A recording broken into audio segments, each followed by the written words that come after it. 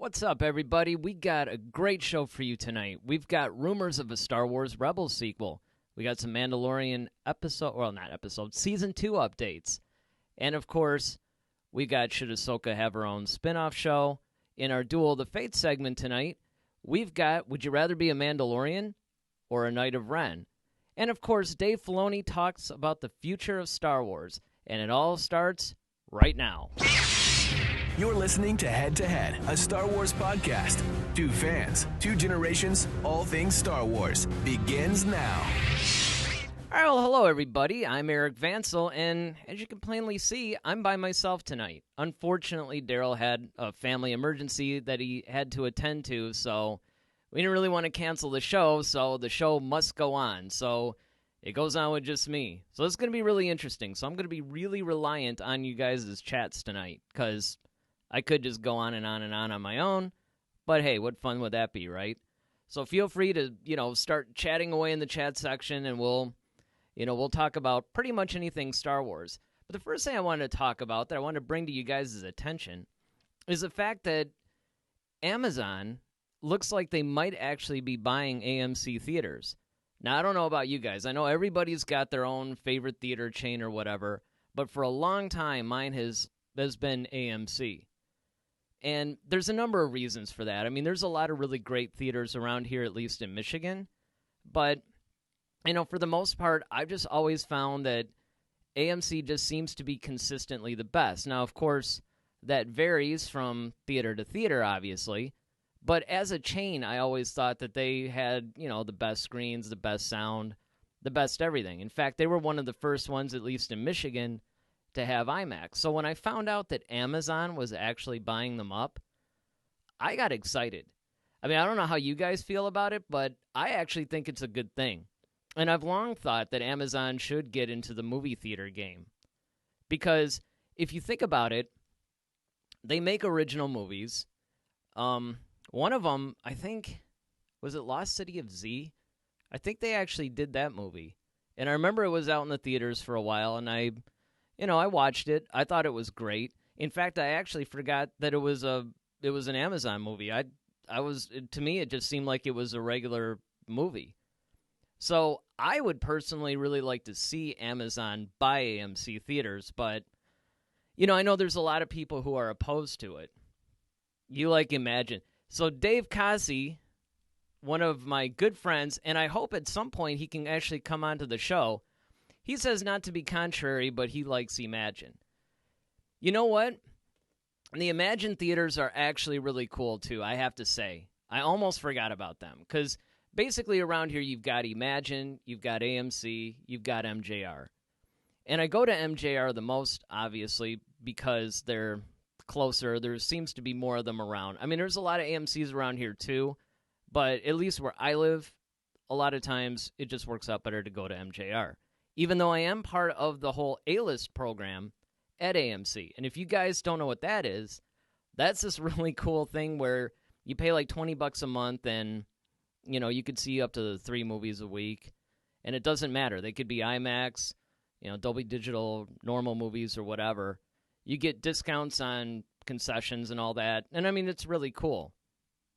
But I will say that as good as their concessions are, Imagine actually has them beat. I think actually Imagine has the best concessions of any movie theater, hands down. And their screens are cool. And the only thing I don't like about them is they do the whole assigned seating thing, which admittedly more and more theaters are doing nowadays. But I don't know. I personally just am not a fan of the assigned seating. A lot of them, you got to actually have almost assigned parking where you have to park in a specific spot and pay and all this. I'm not really a big fan of the paid parking, but I don't know.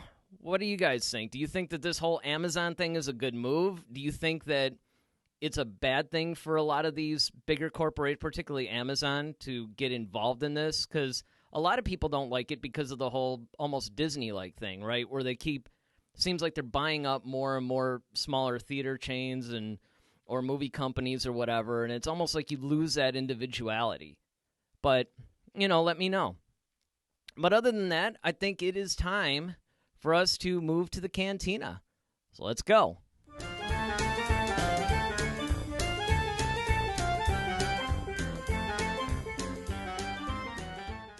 All right, so first up in our Cantina segment, we actually have rumors of a Star Wars Rebels sequel series. Say that 3 times fast. So apparently, we all thought that Star Wars Rebels was done, that, it was over. They actually did the whole thing, and, the characters moved on. But an article came out recently where Dave Filoni was talking about how he might actually bring it back. Now, he didn't say specifically that he was going to bring Rebels back. He just basically said that there are more stories to tell, with these characters. And I actually happen to agree with them. I mean, I liked where they went with the characters in Rebels, but at the same time, I really wanted to see more of, I guess, a continuation. I was really hoping that they were going to come out with a sequel series pretty much right away. Because, you have Ahsoka who came back, and she went into the world between worlds or something, and then, before you know it, she was off, and they never really definitively explained what happened to her either. She had that whole duel with Vader. Weren't really sure if she won. There was all kinds of ambiguity when it came to her character, and now, of course, she's popping up in the Mandalorian Season 2. Then, of course, you have Ezra, who went off with, oh, man, help me out, Dave, or anybody else is watching. Ezra went off with Hera, I think. Either that or Sabine. I don't know, it's been a minute. But, they went off, and there was just a lot of open-endedness, I thought, in the Rebels series. And that's something that, even though I think it's a cool thing, sometimes, you really just want to see what happens to these characters. Like case in point, when Return of the Jedi ended, I really wanted to know the continuing adventures of Han, Luke, and Leia. I mean, they ended Return of the Jedi at a really good spot, so it had a definite conclusion. But because I love those characters so much, I just wanted to see more.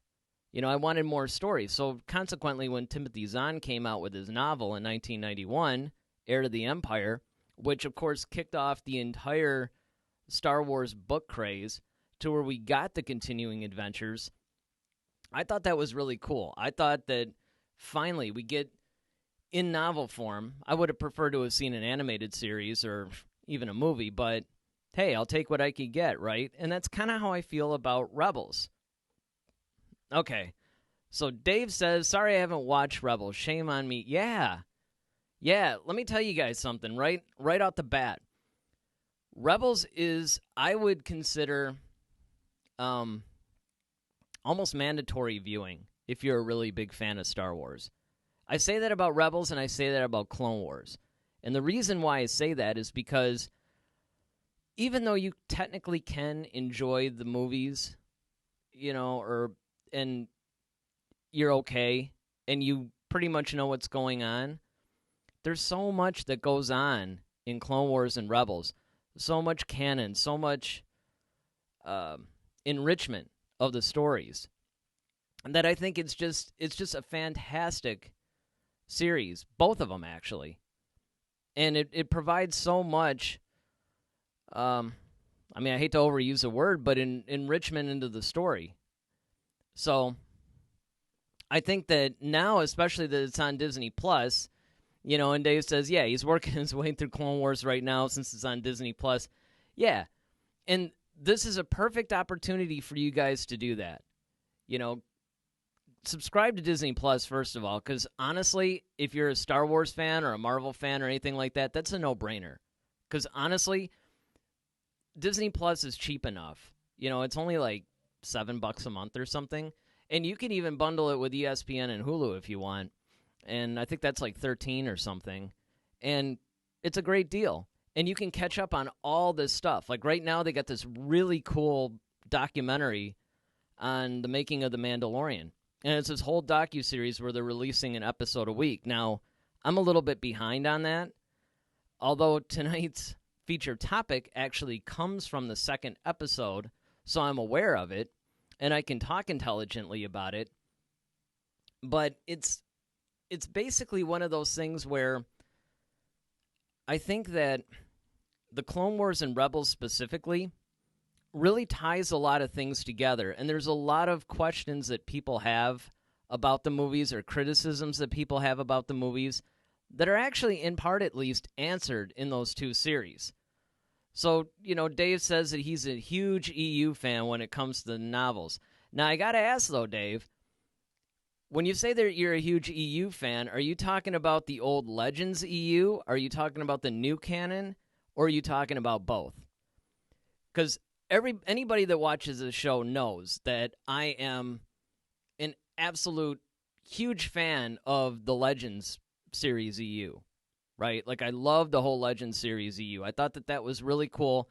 Again, there were issues, right? Like everything with Star Wars.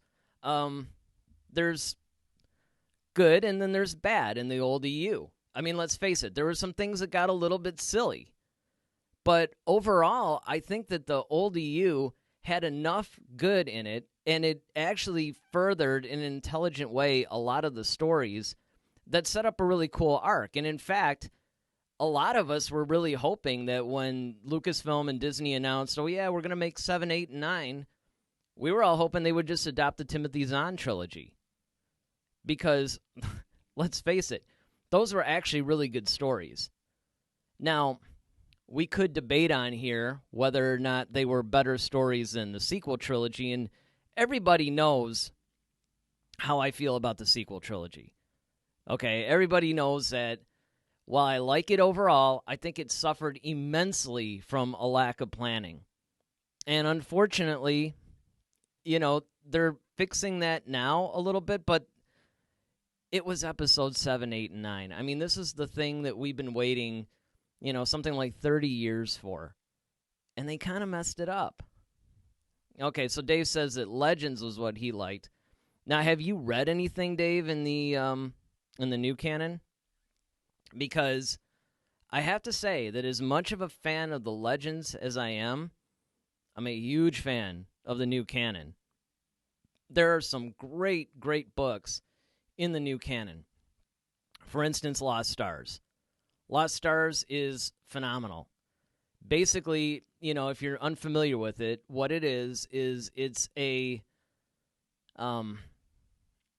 it's like they took all the events starting from the Clone Wars, the Attack of the Clones, I mean, all the way up through past Return of the Jedi.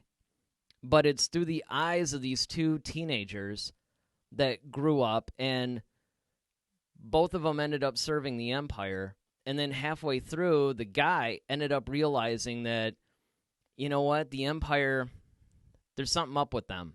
They're not what they appear. And so he ends up joining the rebellion. But they had ended up falling in love, so it really challenged their relationship. And I mean, it sounds a little young adult novel, which it is, but it was really handled well. Like, I think you guys would really like it. I don't know. It's not the normal type of book that I go for, to be honest. But everybody was raving about it, talking about, oh man, this book, you got to read this book. It's amazing. Oh yes, the Tarkin novel. Yeah, that's new canon. Tarkin was another one. I was going to mention Tarkin, actually. Tarkin was a really interesting book in the sense of it took a character that you didn't really, I don't know, it was almost like you didn't really feel like you needed a book on him, because his character, I don't want to say that he was necessarily a one-dimensional character or anything like that, but I mean, he was basically the villain of A New Hope, and he was pretty much like a authoritarian, fascist type of a guy, right? But when you actually go into his backstory and you see all the things that, he's gone through, and again, this is the kind of thing that enriches the whole Star Wars universe. You take a character like Tarkin and you write a book about him and you fill it in with all this backstory, and it's incredible. So what do we got? So Dave says, there was an Old Republic book too. Not sure if that's canon. I'm behind on some of the novels you have talked about on the show. Yeah, well, that's understandable.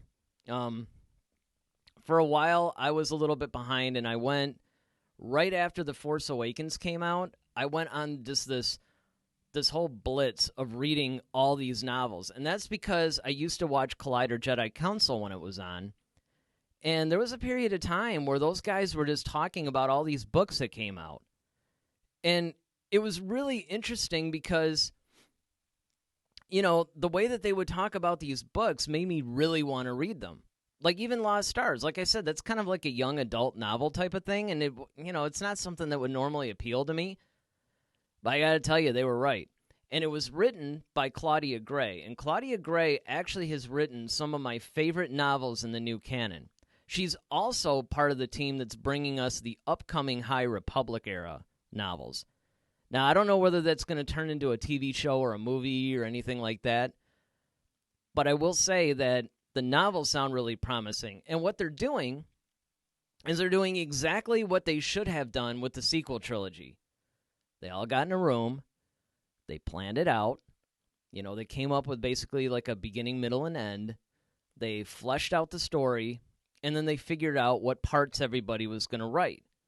And this is a big undertaking because you guys have to remember that, the High Republic is going to take place over comics and books. And, again, I don't know if they're actually going to do television or not. It'll be interesting to see what they actually do. But, I mean, it's crazy complex. So that was it done right. That's what they should have done with the sequel trilogy. I know everybody's probably sick of hearing me say it, but what they should have done was they should have gotten the directors back when Colin Trevorrow was still doing Episode 9, which if you guys haven't read the script for Duel of the Fates, the Colin Trevorrow version of Episode 9, go read that. Don't go read that yet. Watch this first, then go read it. Okay, but the thing that's really cool that I thought was going to happen, but didn't, was I thought they were going to get JJ, Rian Johnson, Colin Trevorrow in a room with the story group, plan out the sequel trilogy. Okay, here's the overall story arc. Here's the beginning, middle, and end. Okay, so Force Awakens starts here, and it ends here. And then, okay, Ryan, you pick it up from here, but you have to get us to here. Now, how these directors do that can be up to them, right? If you know that, okay, this is a beginning and this is where it has to end up, and you can pretty much do what you want in between, within reason, of course, that's great. But unfortunately, what we got was more of a choose-your-own-adventure style, where, JJ basically did what he wanted, and everybody was okay with it. Yeah, some people thought that, it was a little derivative of Episode 4, and they're not wrong, but it was done intentionally. And that's the thing. It was definitely a very intentional thing to do. It wasn't like they were trying to rehash it just for the sake of rehashing it. Okay. But what ended up happening was, it was almost like, okay, Ryan then took it, and he took it where he wanted to go. And then, of course, it was up to JJ to then bring it back to what he would have probably done. Now, I disagree with a lot of people that say that he retconned The Last Jedi. I don't think he did really, so much as he just took some of the concepts that Ryan had established in The Last Jedi and then took them,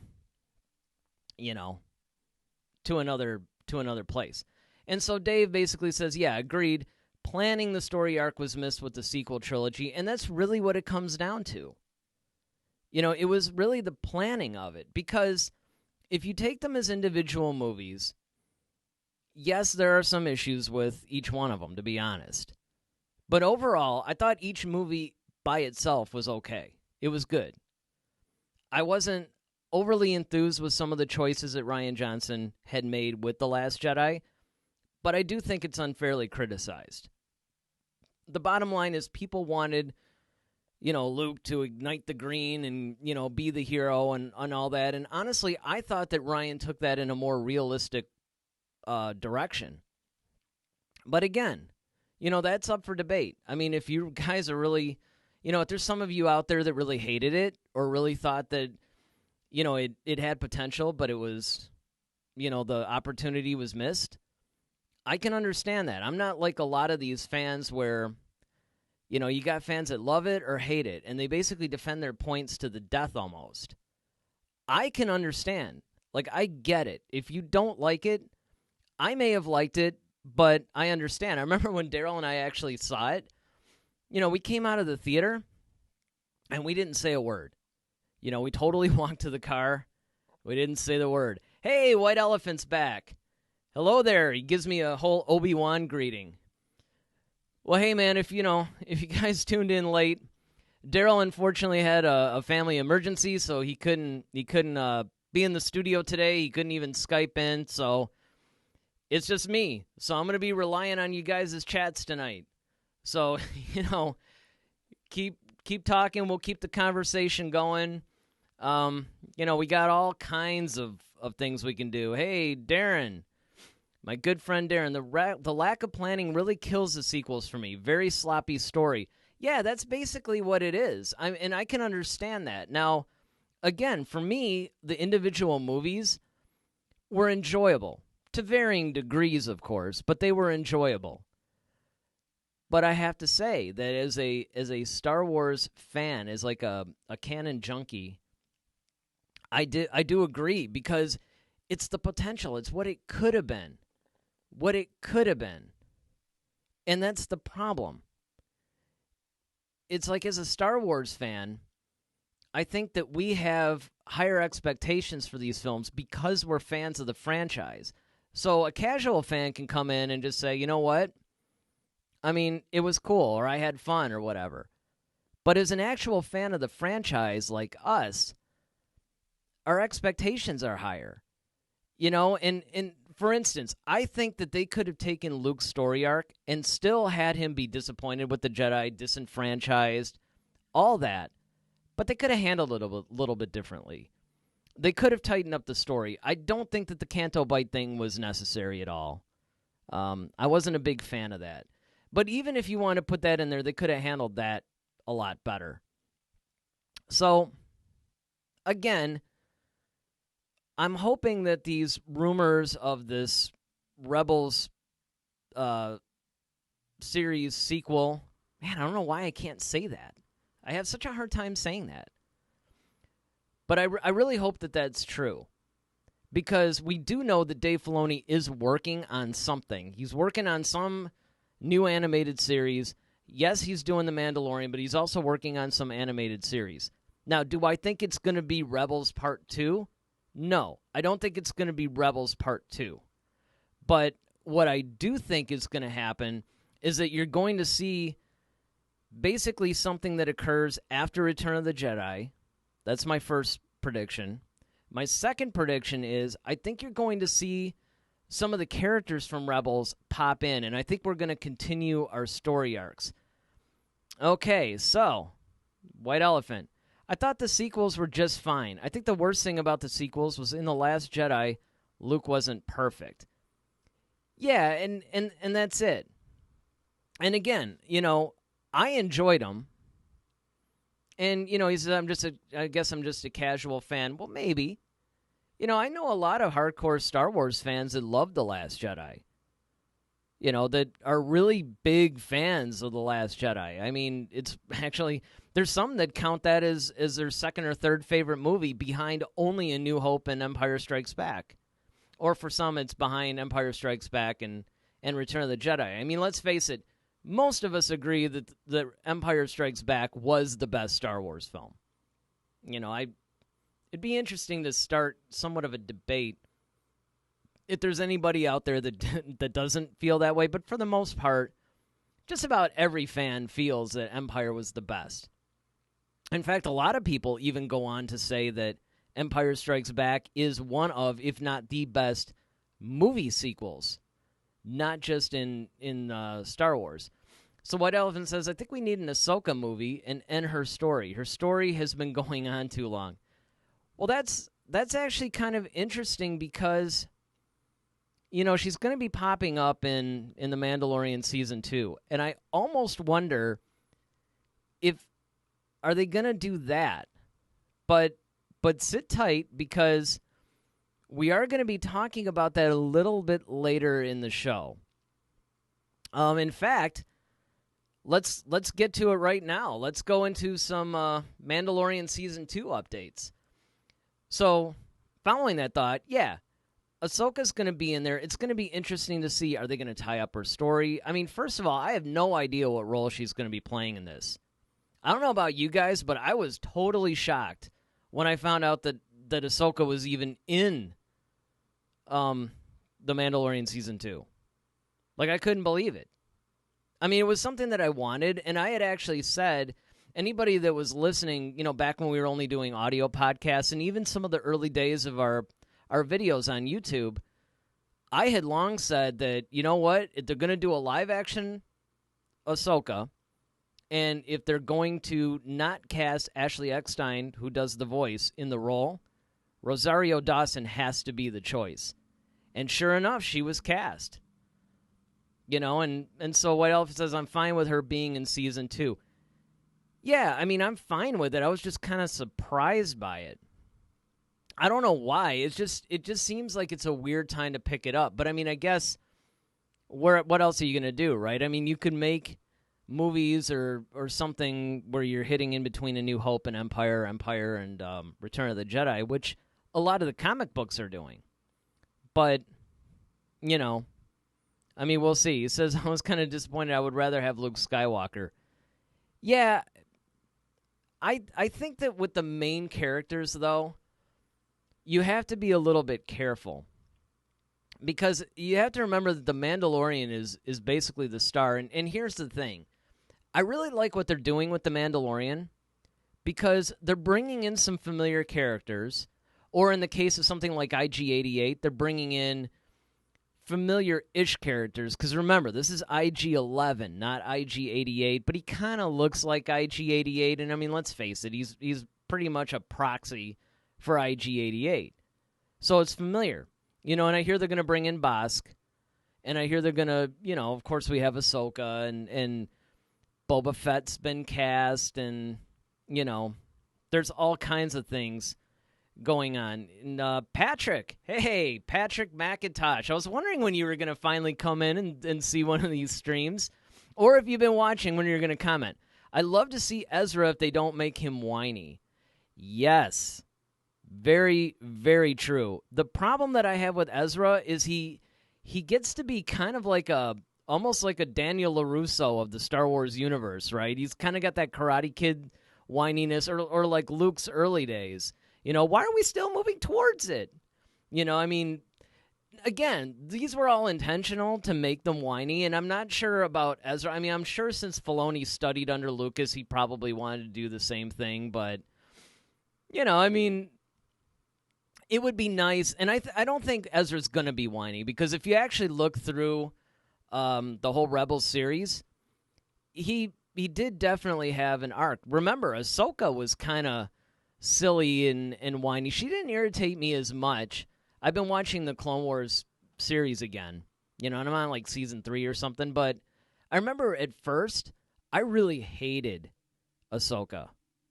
Like, I was angry that they, brought her in, and now she's one of my favorite characters in the whole Star Wars franchise. So, and if you look at her whole story arc from season 1 all the way through now season 7, but even if you just take it to season 5, when we had last seen her before this year, she grew a lot. And I think that Ezra will actually do the same thing. All right, you guys are really helping me out here with this all these chats. This is good. So White Elephant says, I feel like the Skywalker saga is the biggest Star Wars timeline, then Ahsoka is the second biggest timeline. Yeah, oh, without question. Without question. And that's it. I mean, Ahsoka definitely has like a very subtle, but it's a very huge story arc.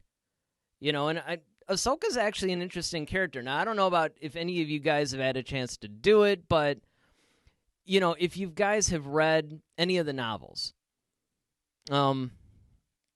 particularly the Ahsoka novel, because she's popped up in a couple, but not really anything prominent. But the Ahsoka novel, I haven't had a chance to read it yet. I'm really wondering how they dealt with her in that book, because she actually is, to me, an interesting character, but I wasn't sure where they were going to go with her, and it would be interesting to see now what they did with her in that book, because that book kind of takes place in between Season 5 and Season 7 of Clone Wars or something. Okay, Patrick. Empire and New Hope are all-time great films. Absolutely.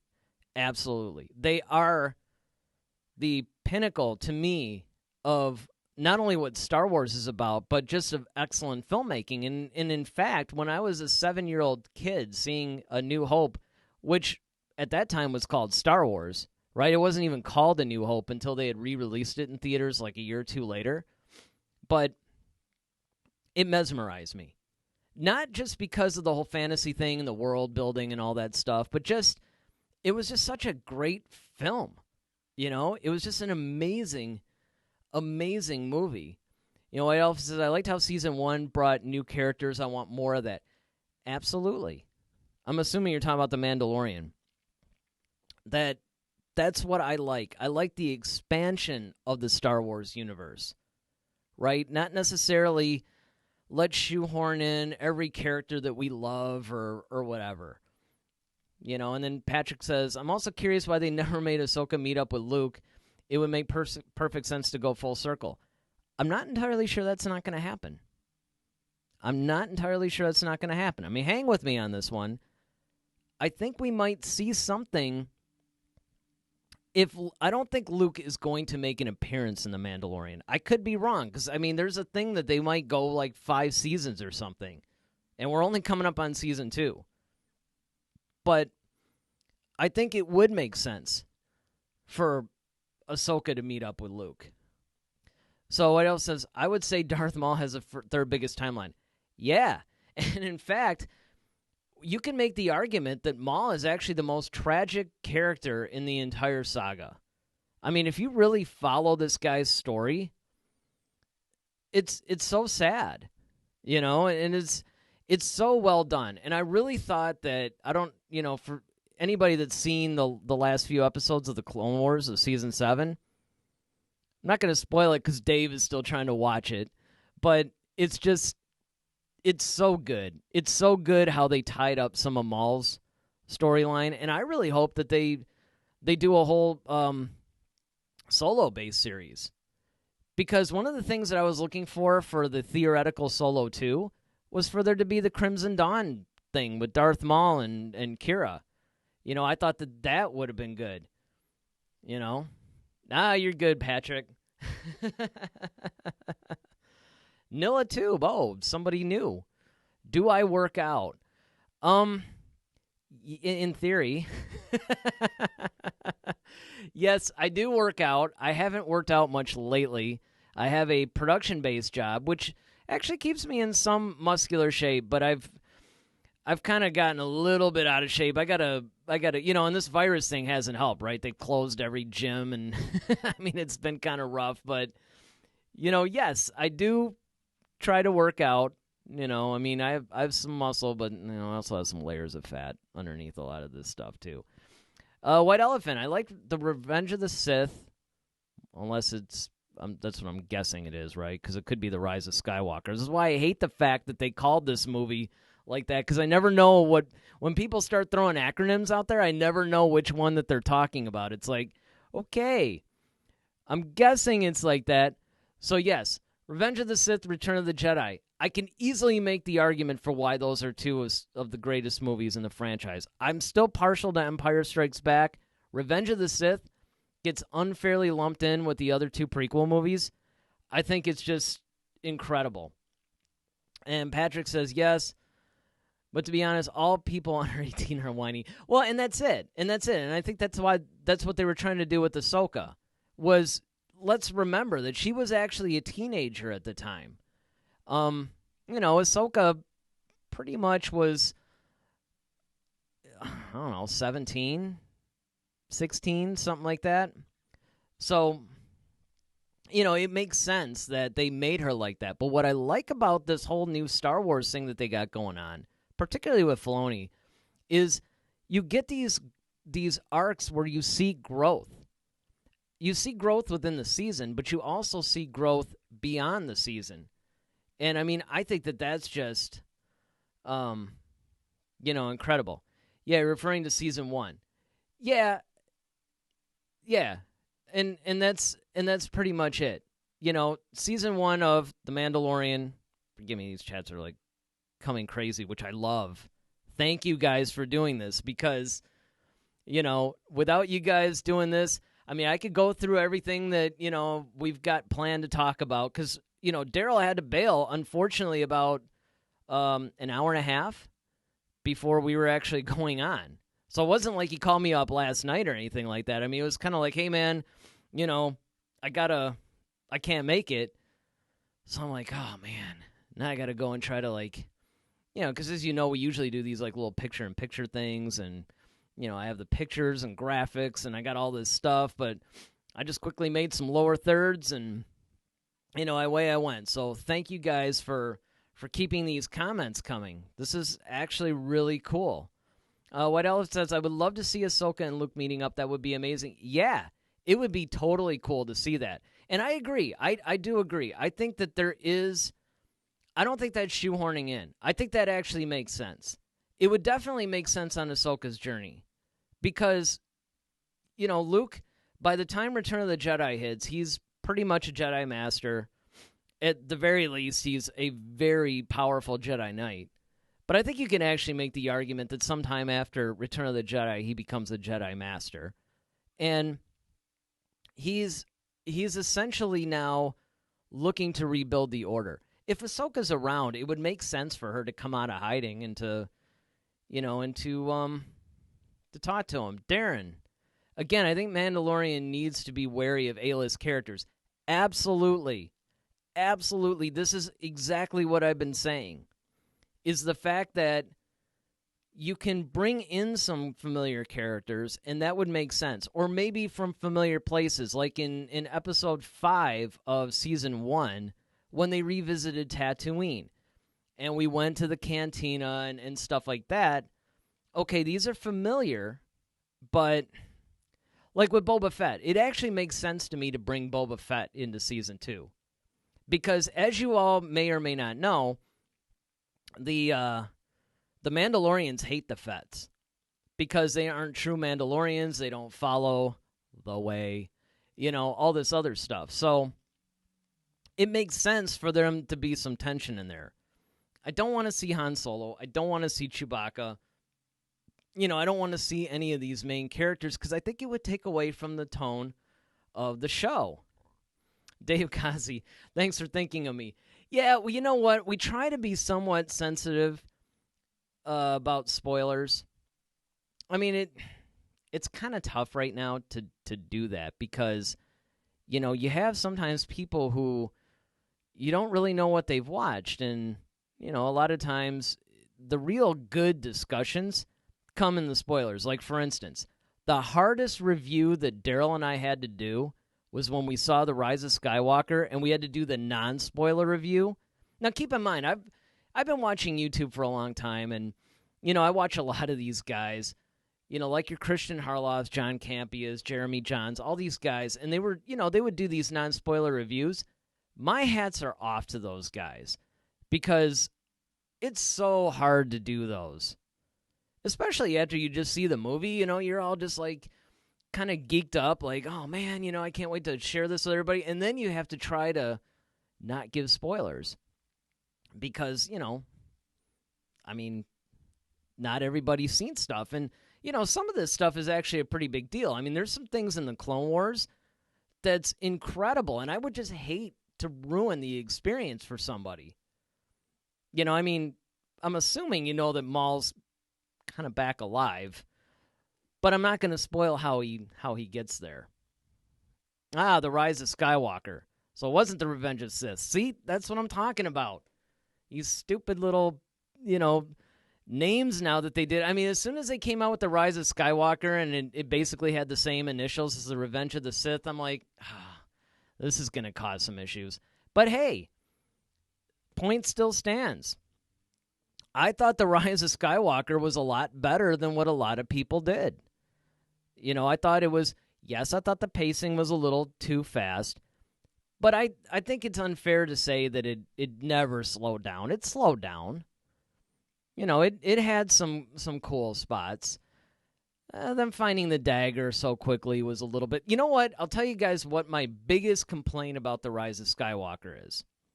It's the fact that there wasn't any stakes. Like, everything happened so easily.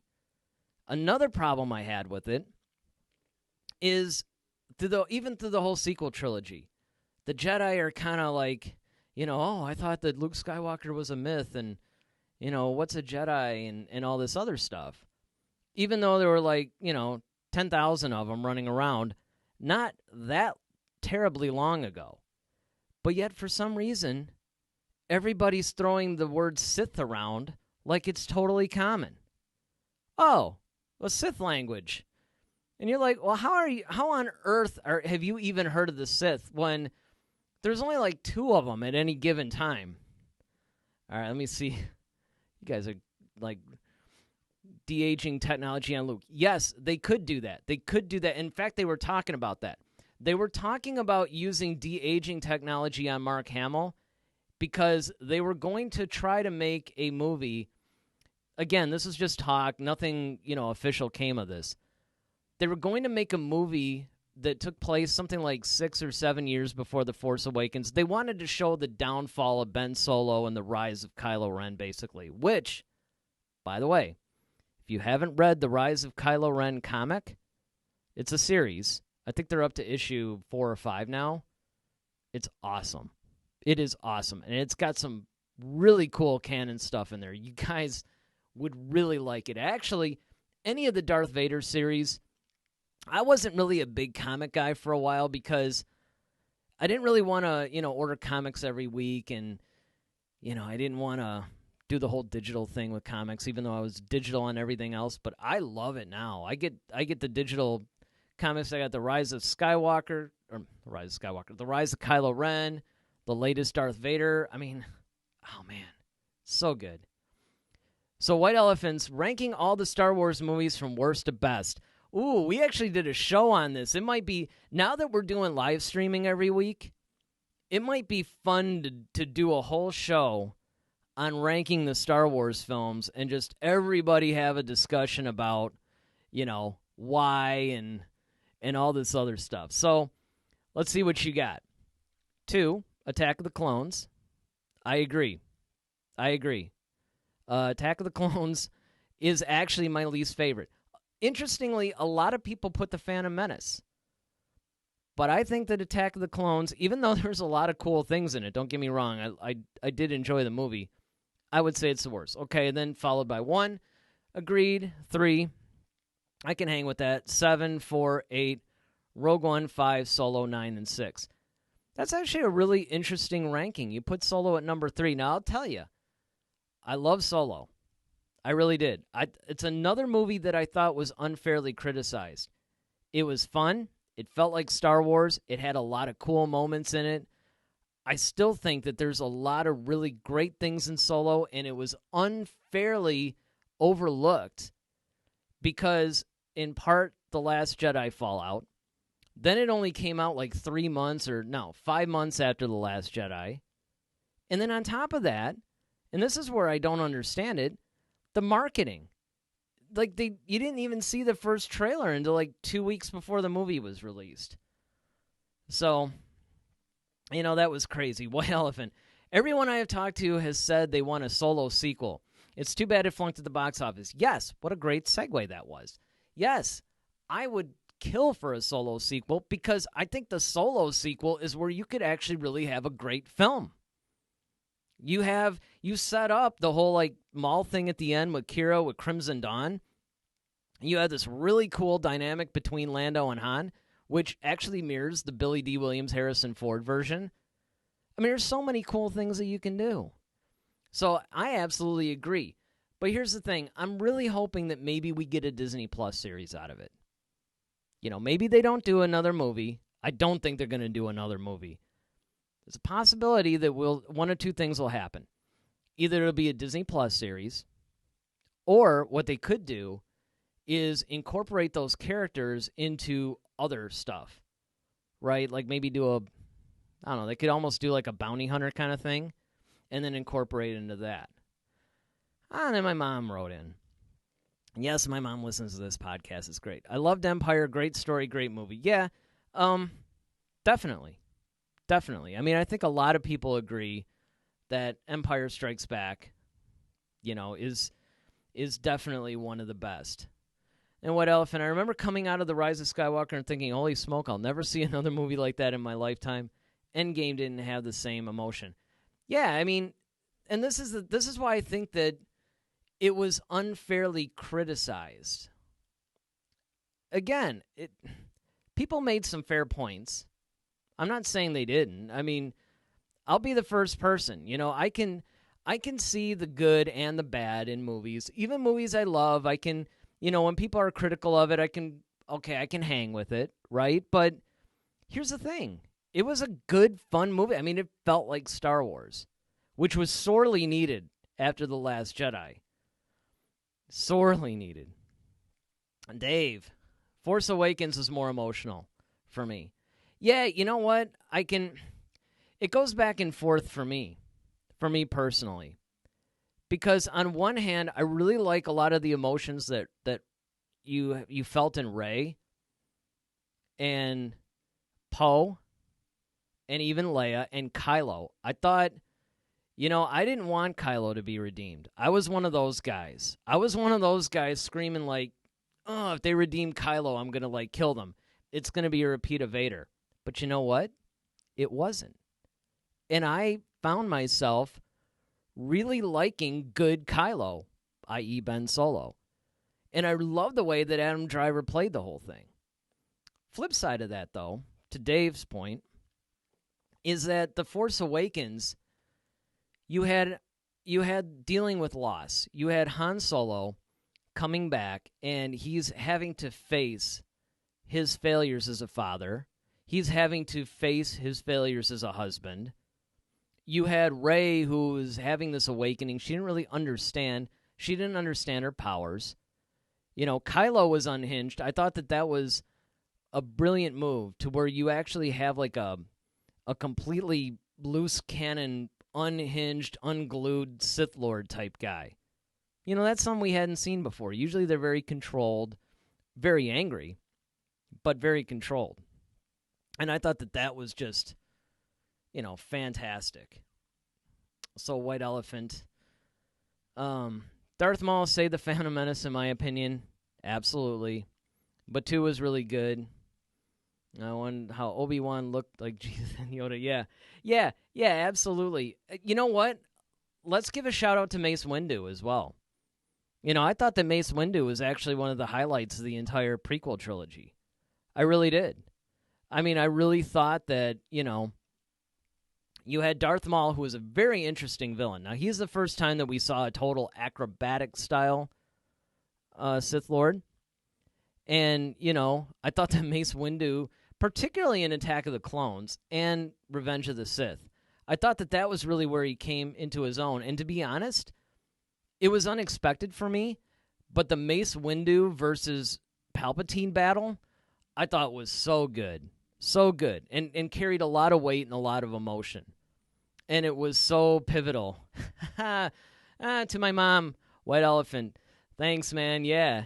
It's kind of cool when family members listen to your stuff because, honestly, she's actually a fan of the show. I mean, she listens to it all the time and, actually enjoys it and is learning more about Star Wars. So now I'm getting more Star Wars questions from her. And that's actually the catalyst to why I started rewatching the Clone Wars because I was going to do it anyway, but I knew she hadn't seen it. And again, like I've been saying, there's a lot. There's a lot in Clone Wars. I mean, if you haven't seen the Clone Wars, Dave, although you're watching it, it's cool. But if you haven't seen it, I mean, there's so much canon stuff that goes on in it. Okay, so White Elephant says, Endgame, Infinity War, and Deathly Hallows Part 1 are the only non-Star Wars movies I remember coming out of the theater and thinking, dang, that was very intensive for just being a movie. Yeah, absolutely. Absolutely. And this is what I like about the fact that movies have gotten longer and longer. You know, it used to be that a 90-minute movie was average. And if you got anything close to maybe 2 hours and 10 minutes or something. But now you're getting these movies that are like 2.5 and 3 hours long. And honestly, I think we can thank Titanic for that. Because, Titanic, Malcolm X, those movies are like 3.5 hours or something. It was crazy. White Elephant, was Han Solo just a memory or a ghost? In my canon, he was a ghost. So here's the thing. I'm glad you brought this up. While you guys are thinking of some more stuff to chat on. I had wondered that myself. And it really didn't click until after like the third or fourth time. And then, of course, I read about it. So it turns out in real Star Wars canon, he was a memory. He was conjured by Kylo. Now, let me tell you what I thought. After I saw the movie for the first 2 times, because I saw it like 3 or 4 times in the theater. First 2 times I saw it, I actually thought that Leia was kind of like projecting either herself as Han Solo or sort of like conjuring up in his mind. Because if you remember, Leia was, Maz was all like, what you have to do kind of thing, or, I forgot the exact line, but it was almost like Leia went and she was doing something. And this is happening at the same time that, Kylo is about to see Han. And I thought that was a little coincidental. So at first I thought that maybe Han Solo was some sort of a force projection that she was doing, which I actually think would have been kind of cool, to be honest. And it would have made more sense. But it turns out that what it was is that, yeah, it's a memory and he was having it. But even that, I don't know. I would actually agree. I would rather have been a ghost. I mean, maybe not necessarily a force ghost, but look, this is a Star Wars universe we're talking about. I mean, obviously it's very fluid, I mean, there's different things can happen. I mean, why not, right? Why not make him a force ghost? Or just a ghost, period. But yeah, unfortunately, he was just a memory. But, and I think that this is what's so great about The Mandalorian, kind of bringing it back to these updates. So I haven't even gotten through all the updates. You guys are awesome today with all these chats. You guys, I got to say, you're coming through. And hey, listen, if anybody is watching this who hasn't chatted or whatever, hit that subscribe button. I mean, join us. Like every Friday at 8 o'clock, we do this. And I plan on doing more Star Wars themed shows now that we got this whole live streaming thing going. We'll do some reviews. We'll do some maybe targeted discussions. All kinds of stuff or whatever. If you guys want to suggest a type of show that we do, let me know in the comments or right here in the chat if you're watching live. Make sure you hit the like button. We'd love for you guys to join us every week. As you guys can see, we got an awesome little community here. And you guys are really coming through and helping me out.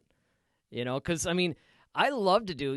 Last week we did a 3.5-hour show, and I loved it. I could have done a 4-hour show, and when Daryl had to cancel today, I was just kind of like, man, can I really do like 3 hours as hosting this thing? I think I can, because I can talk now, but it really helps when I really function better when it's more of a discussion. And that's really what we created this show for, was a discussion. So let's see what our good friend White Elephant has to say. Oh, man, that ruined the scene. I just like thinking of him having an afterlife and having peace and being free for once in his story. Yeah, I know. I agree. I mean, I get it. I know what they were trying to do, but it's unfortunate. It really is unfortunate because, again, it's another missed opportunity, and I can't help but think, hang on, I got to take a swig of this thing. If you guys are wondering what this is, it's Spindrift, sparkling water. everybody around the shop where I work, makes fun of me constantly for drinking this stuff. But I actually think it's the best sparkling water, and I get no affiliate links or anything. But I will say this: if anybody from Spindrift is watching this, hook me up. All right, but moving on to the Mandalorian Season 2 update, we got some more news. And this is great because, again, I think Mandalorian's doing a really good job of expanding the universe. They're bringing in familiar characters, but they're expanding the universe. And it turns out, again, Dave, it's borderline spoiler, but it's not really. There is a character in the Clone Wars by the name of Bo-Katan, and she's one of the main Mandalorians. And it looks like the Katie Sackhoff, the one that does the voice, is being cast as Bo-Katan in The Mandalorian. So that's awesome. I think that that's actually really, really cool. All right, Visca, can't wait for the new season of Star Trek. You know what? I'm going to say it. I am a big Star Trek fan. You know what? Sometimes people will say stuff like that. I don't see why Star Wars and Star Trek can't exist on the same plane. I'm looking forward to the new season of Picard. Okay? Lux says, I like Darth Vader. Yeah, who doesn't, man? Darth Vader is single-handedly, I think, the best villain in all of cinema. All of cinema. White Elephant says you should drink blue milk. Yeah. You know what? There's actually a recipe for blue milk. And I don't know if I saw it on YouTube or if I was just Googling something or whatever, but there was actually a thing. Why are you spoiling? It's not really a spoiler, really. I mean, it's kind of like, thing is, if somebody doesn't even know who the character is, it doesn't matter. And the stuff's been out. I would never spoil. Trust me, there's a lot of stuff I can spoil on that one. Stay away from death sticks. White Elephant. Yeah. You know what? I wonder. I had heard that death sticks were actually some sort of a spice kind of thing. Because that was something that Daryl and I had brought up. I think we actually brought it up in the last chat, where we were going back and forth on what death sticks, actually are, or you want to. That's great. Yeah, I know. No spoilers. There will be no spoilers on this thing. But I will say, like I said before, it is kind of tough to do this show without a bunch of spoilers. Spoilers are... And here's the thing, too. What I find funny about the whole spoiler issue is that something that may not be a spoiler for one person is a spoiler to somebody else. I remember, this is actually really funny, too. I remember watching John Campea. John Campea is somebody who I love to watch, right? I actually pattern a lot of my shows after him. In fact, I'm gonna do on another channel. I'm gonna actually start doing a music show, since I play bass and I've been in bands for years and stuff like that. I really want to do a thing where I review classic albums and just all kinds of different stuff. And it's funny how when I was watching Campea, not only for entertainment but also for research, there was one time where he said something on a show. And, I mean, the chat section lit up because everybody thought it was... He didn't think anything of it. But, everybody thought it was a spoiler. And it's just like, you gotta... you gotta do it. You think Captain Kirk is cool. Yeah. Captain Kirk is definitely cool. I like it. White Elephant says, have I ever been to Galaxy's Edge? No, I haven't. And here's, first of all, I haven't been able to get a lot of the time off. I would love to go to Galaxy's Edge. But at first I was staying away from it purposely, though, because I didn't actually want to... I didn't want to go when it was only half finished. They only had, I think, I can't remember what it was now. But they only had, a couple of areas or whatever done. And then it was this past fall that they were going to actually do all the completed stuff. And I'm good with that. My whole thing is get it finished, and then I'll go and check it out. Not to mention, I also heard that you couldn't get anywhere near it for a long time. So, it was, it's one of those things. What can we spoil? Yeah, that's a good question. It's funny because as more people come into this, and I hope a lot of people discover this show, because, again, if you guys are new to this show, normally I have a co-host, okay, and we usually go back and forth, and we have all these segments, which I'm getting through them slowly, but I'm getting through them, right? But the whole idea is we switched to live stream because we wanted this to be like a chat-oriented thing, because what we used to do is we would record the show on Friday nights, then we would upload it on Monday, and then we would chat with people through social media, because, again, we got at Head to Head SW on Facebook, Twitter, Instagram. We have a new group on Facebook called Head to Head SW Communities, which is kind of like a Facebook group version of this show. But we used to do it, and one of the things that I always hated was the fact that we can never directly interact with people. And so then we started doing the live stream stuff about a month and a half ago. And Darren, and maybe Dave could attest to this, it didn't go well at first. All kinds of technical issues. Because even though I technically understood the whole streaming and everything, the computer that we were using just wasn't powerful enough. I mean, there was all kinds of issues. And so finally I switched to this software called Ecamm. Another thing that I wish I could get an affiliate link for. But Ecamm is great. And what it does is all of these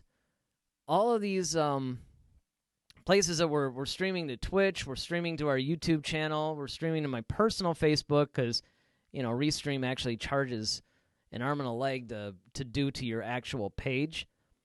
But we're streaming out to 3 places, and Ecamm will actually allow you to take all the chat, and it just puts it in one window. Except for Facebook. Facebook's kind of weird that way. But I have Facebook open, so in case anybody on Facebook's watching and wants to comment, you're good to go. But, I really like the immediacy of being able to chat with you guys live. Now, bringing it back to the spoiler discussion thing, when it was just only a few that were chatting with us, it was a lot easier for us to do it. But now, a lot of people are coming in, and, you got people like Dave, right, who hasn't seen the Clone Wars or Rebels yet. So it's kind of like, okay, well, that's a lot of discussion that, that we have to be careful about. Because, again, in Star Wars, there's some things that are spoilery that it's not that big of a deal. But then there's other things where, it's just like if somebody spoiled it for you, you'd be upset. Like, here's a funny story. So after Daryl and I went and saw The Force Awakens, we read, I don't even know if it was in Michigan or if it was some other state, but there was a news article where somebody was talking about the movie on the way out of the theater, and it was something that spoiled it, and somebody that was going in to actually see the movie totally beat the guy up. Like, literally beat him down because of the spoilers. So you gotta be kind of careful. So White Elephant says, I think one of the greatest non-Star Wars movies is Robin Hood, Prince of Thieves. That was a really good movie. Actually, that movie turned me on to Morgan Freeman. Like, I had never heard of Morgan Freeman before then, but that was the one that basically introduced me to him, and I was instantly a fan of his because I thought he was so good in that movie, but he also, I don't know, he just kind of had an easy gentleness and a wisdom about him, and that's sort of carried through a lot of his roles, actually. But yeah, that's great. What else do we got? Oh, watch Star Wars, yes. Well, here we go. This is a really good show. See, I'm gonna put this comment up. I have more subscribers in this show, but it's better than my channel. Well, Thanks, man. I mean, we really appreciate that. I mean, the thing is that, and I should address this because this is where you all can help us out. We started this show as an audio podcast about a year and a half ago. And the idea was, let's just do an audio podcast, which we're still running. We use Buzzsprout. And we have it. And basically what we would do now is we'll just take like the audio from this and put it out as a podcast, right? So that started out. And we were doing that for a long time. And then I want to say about 8 months to a year ago, we started doing a YouTube version of it. Like a lot of podcasts, right? Everybody just turns on all the lights and you just have a camera on a wide shot and you do that. And we did that for a little while, and then I started trying to up the production value because, like I said, I work in production. I'd kind of like to do that. I mean, today I just experimented with, like I said, I had to do some things last minute, so I didn't really have time to set everything up. But we had a monitor on that would have graphics, and we did stuff. And then we stopped doing it for a while, video-wise. We went back to audio. And then we started doing video again about 6 months ago, and then about a month ago we started doing the live stream. So we really haven't had a chance to even promote the channel, and we haven't been doing that many shows video-wise that long. So if you guys are enjoying the show, and again, you're only getting half the fun here because my co-host, unfortunately, like I said, couldn't make it. But if you guys are liking this, and, that's what this is all about. It's just a discussion. I mean, yes, we have some things that we prepare that we want to talk about, but the idea is it's not just like a Star Wars news show. There's all kinds of Star Wars news shows that are out there. And a lot of those guys keep up with the stuff, like that's what they do. That's their main job. Their job is to report Star Wars news. I have a job. Daryl has, he teaches full-time. So we don't always are able to keep up with it. But where the show started was he and I would talk about Star Wars and get really in-depth, really philosophical, really, talking about just everything very deeply. And somebody walked by and they're like, man, you should record you guys doing this. I bet you a lot of people would like it.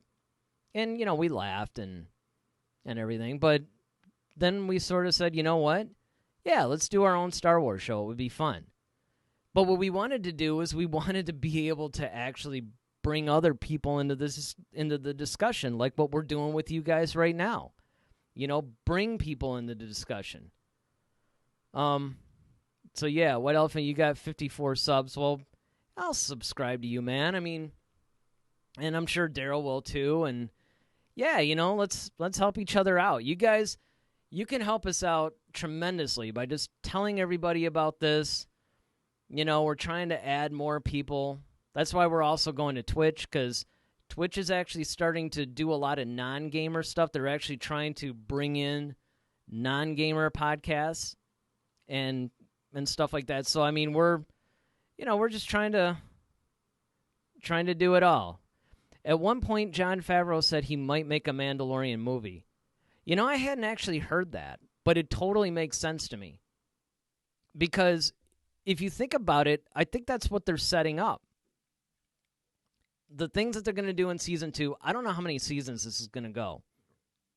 They were talking about 4 or 5.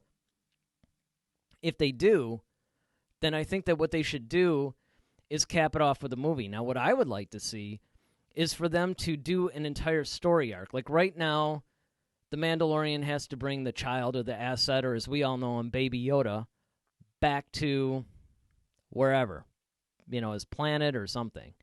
We don't really know what's going to happen.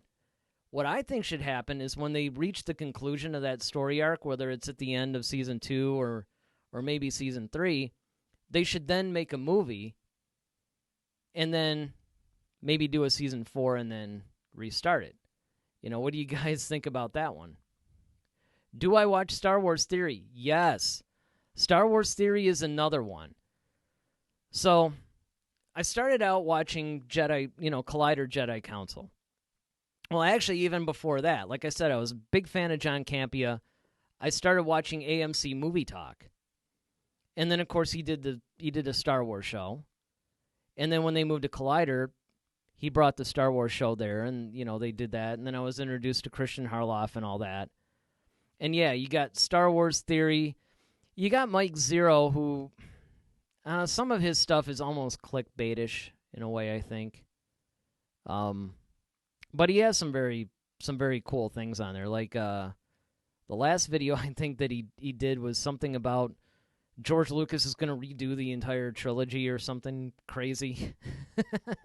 I don't know what that's all about. But again, I don't think that his stuff is necessarily based on total fact.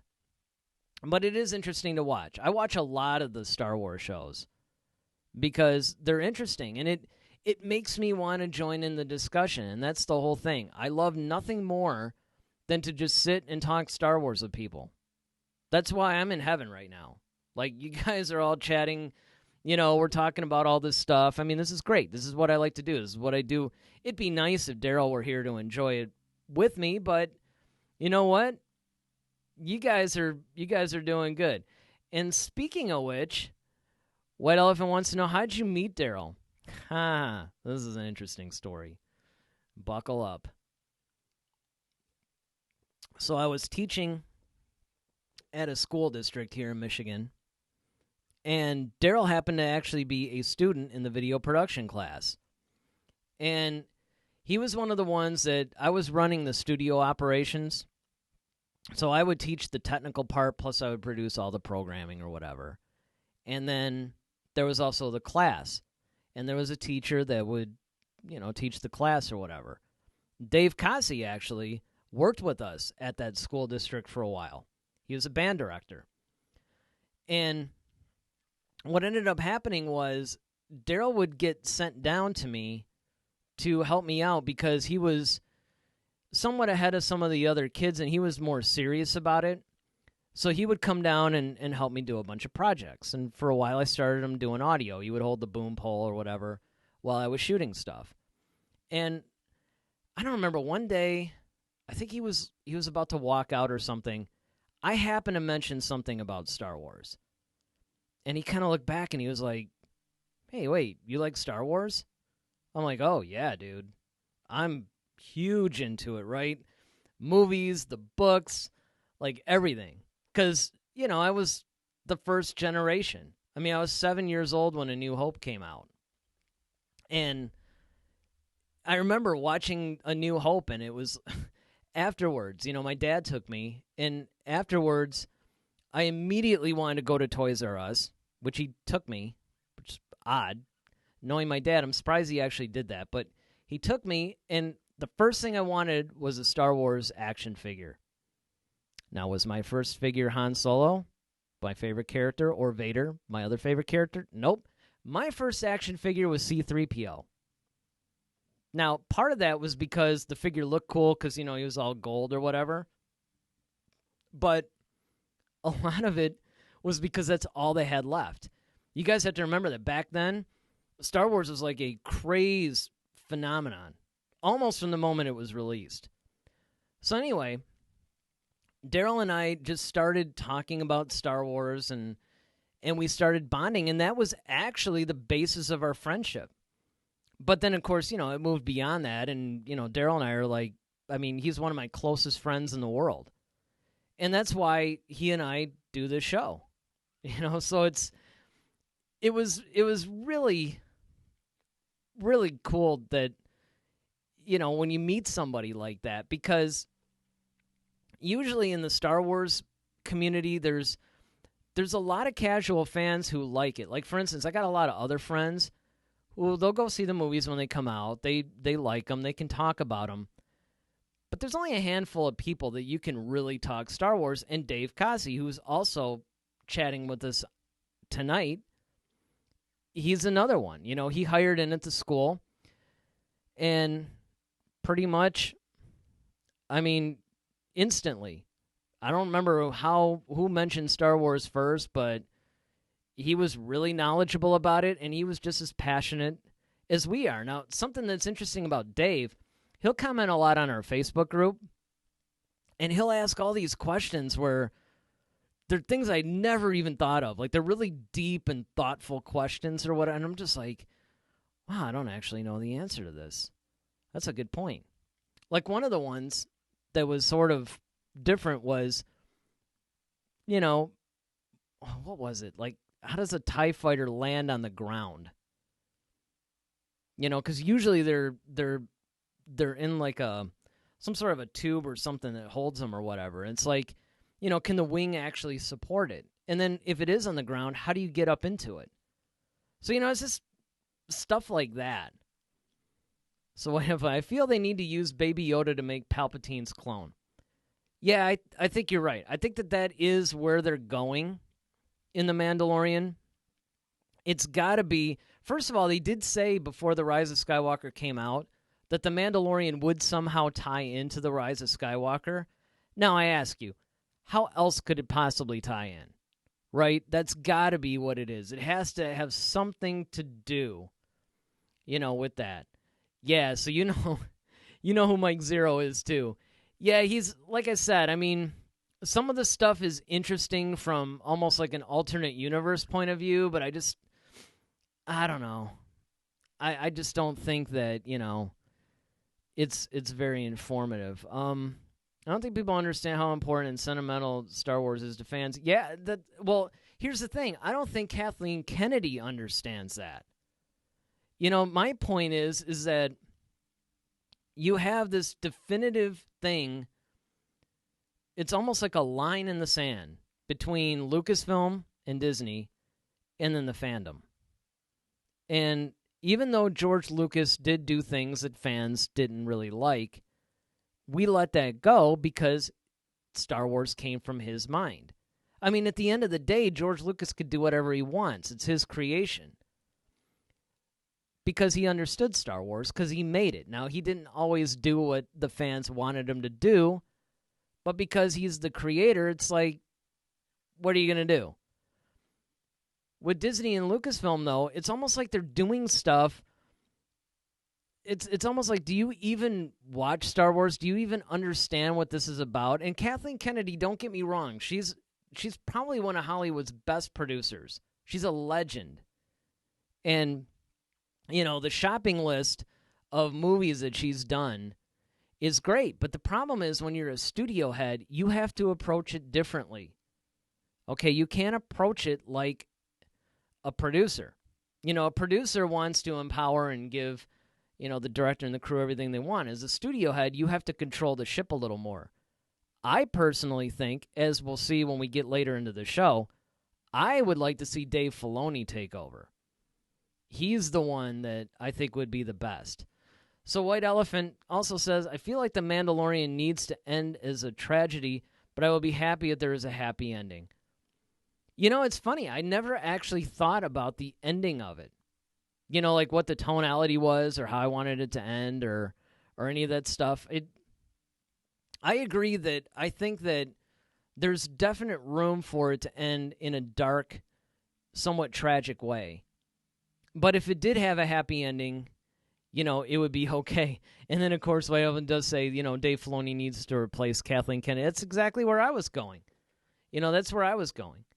Because, look, they're knocking it out of the park. Actually, you could even do it this way. You could even have Favreau be the next guy. The next person to take over Lucasfilm. Which may actually make more sense because he has a little bit more experience. But needless to say, I think that The Mandalorian is on the right track. I think that things are going well. I think that if they keep this up, it could end up being some of the best Star Wars stuff that we've ever seen. So next, it's kind of continuing along the same thread. And that is Ahsoka. Is she getting her own spin-off series? There have been some reports. They haven't exactly been confirmed, but there's been some talk that Ahsoka may actually get her own spin-off series. Now, this is where I need you guys to weigh in on this. I'll tell you guys what I'm thinking, and then anybody that wants to chat in, let me know, okay? I would like to see Ahsoka get her own series. But it's not a question of her getting her own series. It's a question of what era will the series take place. Because the problem that you have is if you do it at the wrong time period, it could go a little wrong. Like, for instance, if they wanted to pick it up from The Mandalorian, that's honestly what I think that they should do. If they're going to give Ahsoka her own series, they already got Rosario Dawson in the role. I will learn to speak eventually. They have her in the role. So it would make sense that after her story arc in The Mandalorian is done, go ahead and give her own series. But until then, there's really not a whole lot that you can do because we have to see where she's going, in The Mandalorian. Now, what you could do is you could do, say, between Episode 3 and Episode 6, because, we know that, of course, she survives. So it's one of those things that let's see what was she doing all this time? Because one of the big things that people always say, this is a question I get asked all the time. Any of the Jedi that basically survived Order 66, is why didn't we see them, in the original trilogy? Now, of course, the real answer is because George didn't think of them back then. And first of all, let's not forget that Ahsoka was actually created by Dave Filoni. That was his character. So obviously, George is not going to tell us what happened to Ahsoka because Ahsoka wasn't even created. So I personally think that she should get her own series. But what about you guys? I mean, let's see what we got here. White Elf says, I do not like Kevin Feige in charge, though. He has great things, but Marvel and Star Wars are not the same thing. Yeah.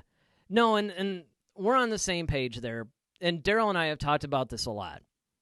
A lot of people bring up Kevin Feige's name. They say all the time, like, look at his success with Marvel. He should be the guy that's in charge of Star Wars.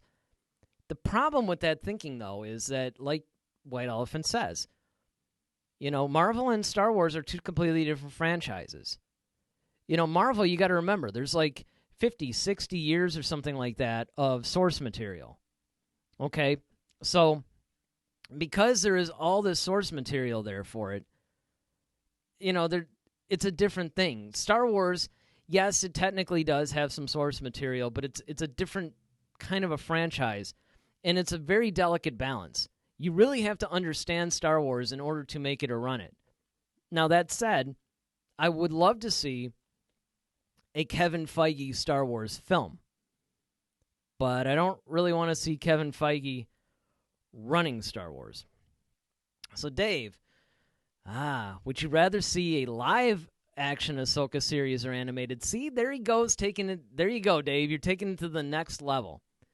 So, Dave says that he's for live action. And I agree. Look, and you'll see. We've seen a pretty huge Ahsoka story arc take place through the Clone Wars animated series. Now, as much as I love Ashley Eckstein, as far as her performance and her voice acting and everything goes, I think it's time to take Ahsoka out of animation and put her into live action. Now, they've reportedly done this with The Mandalorian Season 2. We're going to see Ahsoka as a live action character. I'm not exactly sure, though, if they really confirmed that or not. I think they did, but I could be wrong. They didn't deny it, though. That's the point. So I think that they definitely need to do live action. White Elephant thinks they should do live action. If any of you guys want to weigh in, but you'd like to see Ashley do the voiceover. Yeah, I'm torn on that because on one hand, I think Rosario Dawson is perfect for the part. But on the other hand, it's kind of sad to see Ashley not get to take this to the next level. At first, I was actually thinking that it would be nice if they just cast Ashley as Ahsoka. She has a look where she could pull it off, I think. But I have to admit that Rosario is They showed they have a bunch of pictures online right now of, people have done mock-ups and everything of putting Rosario's face and making it look like Ahsoka and all that. And I mean, it's incredible. It actually realizes my thing, because I thought that for a long time. It's funny. I was first introduced to Rosario Dawson in, of all things, Josie and the Pussycats. My friend and I went to see the movie, and she played, I think she was a drummer. Or no. That was Tara Reid. Bass player? Yeah, maybe the bass player. But I remember that was my first introduction. And I followed her career, and, she's really good. But I don't know why, but I always thought that she had a look that would be perfect for Ahsoka. And I think that if they're going to continue Ahsoka, if they're going to do a spinoff, they need to keep it live action. I don't think that they should go back to animation. I think that would be a mistake. But again, it's also a consideration of what era do you do? One school of thought would be like, yes, let's go ahead and do a post-Mandalorian kind of thing, right? Further the adventures. But there's also so much backstory that you can fill. What happened to her after the Clone Wars? What happened to her after Rebels? Where is she during the original trilogy? All these things need to be answered. And I think that they could do that in a compelling way. But first, they have to choose which era they're going to do. And then they have to follow through with a good story. Because remember, story is king. Story is king. You got to have a good story in order for the thing to work. I don't care how good a character is. If the story... You could even take Darth Vader, one of the greatest characters, greatest villains ever created. But if you have a bad story, it's not going to work. So what else is, how do you feel about Battlefront 2 being retired? I didn't know it was.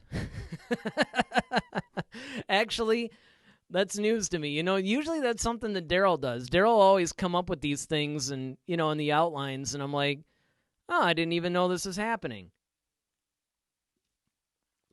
But yeah, I actually have Battlefront 2. Well, first let me go back.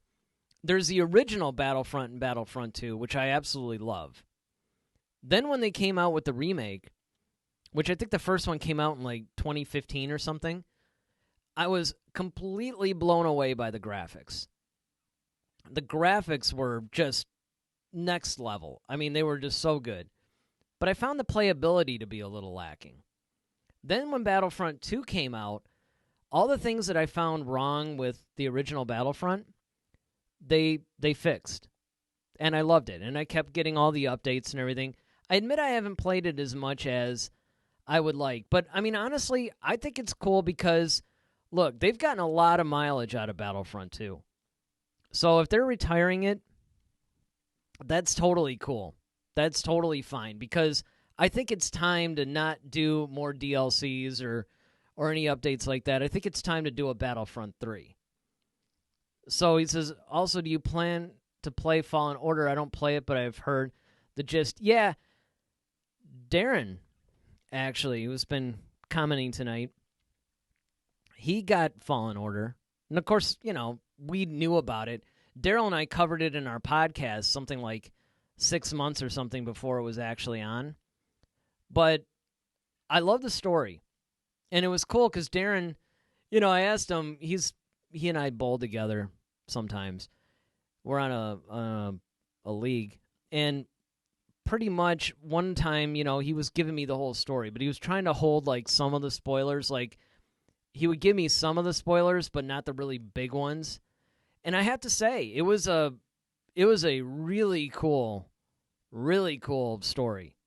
I think the story is great. In fact, I would like to see a Fallen Order movie or maybe even an animated series. I'd absolutely love that. And as far as playing it, at first, honestly, it wasn't really my kind of game. I'm more of the RPG style games. I also like the Call of Duty style. So like Battlefront 2 was pretty much along those lines. Because I don't do the campaigns. I did do the campaign on Battlefront 2, I got stuck on one of the Kylo levels though. But basically, I'm more the RPG guy. Like the Knights of the Old Republic game is like that's the absolute most amazing game to me. It combined my love of RPG and Star Wars. But yeah, Darren, Fallen Order is fun and a pretty good story. But what about the playability of it? I remember you and I were talking about it at one point, but playability-wise, did you see any issues with it? Type it up in the chat section and let me know. But I am going to eventually get Fallen Order, yes. I think Fallen Order is one of those games that, number one, there's some canon stuff in there that's definitely, once again, like Clone Wars, like Rebels, it's not absolutely mandatory that you play or that you watch or whatever, but if you do, it actually enriches the entire storyline. And I'm all for anything that furthers the storyline or enriches or gives me more information, because that's one of the things that I love about all these books that come out and the comics, is they take a story arc from the films or whatever that we're all familiar with, and then they fill in all this backstory, all this extra detail. That's why if you guys haven't read the Rise of Skywalker novel, you need to immediately, after the show, you need to immediately go and get that. All the complaints that people had about the Rise of Skywalker are pretty much answered in the novel. I mean, at least 80% of them. At least 80% of them. But, yeah, let's keep up the chats. And of course, we're going to move the show along. But again, if you guys are out there, you're on the fence, hop in the chats, man. We're going full blast on this. I'm determined to take this past 2 hours at least. I am here for as long as you guys are here. Before we go, though, let's see what Darren has to say. A little gameplay, I would give a 6. It tries a Souls-like gameplay, but it has some flaws in the system. Story is about a 9 over 10. Some stuff for casual and hardcore. See, that's my point. The gameplay being a 6, okay, that's average. Maybe slightly above. But the fact that the story is about a 9 out of a 10, in his opinion, and the whole overall, it's like a 7.5 out of 10, I say it's a great purchase. And, it's been out long enough that it's probably cheaper. It should be $30 maybe. I don't know. I'll probably get it. Right now, honestly, I'm going through Call of Duty Modern Warfare. So I'm pretty much, now they got the whole Warzone thing. I haven't actually played Warzone yet, though.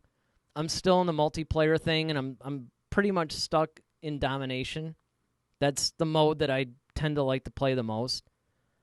So I haven't gotten over that yet. I'm still doing it, but I am going to take a look at Fallen Order. And when I do, now that we're on Twitch too, I mean, I could just actually play it. I could add that as one of the bonus content of our channel, is I can, hop on or something, maybe even with Daryl, and we can play through the game. Why not? But you know what? Now that we've done through all this, we've gone through the Cantina, it's like, look at this. We're like almost 2 hours into the show, and we haven't even got through the Cantina yet. But you know what? That is cool. That's what I like to see. But right now, we're going to open it up. Of course, I don't have Daryl to help me with this, so you guys are going to have to weigh in on the opinion. Let's do it. Let's go for Duel of the Fates.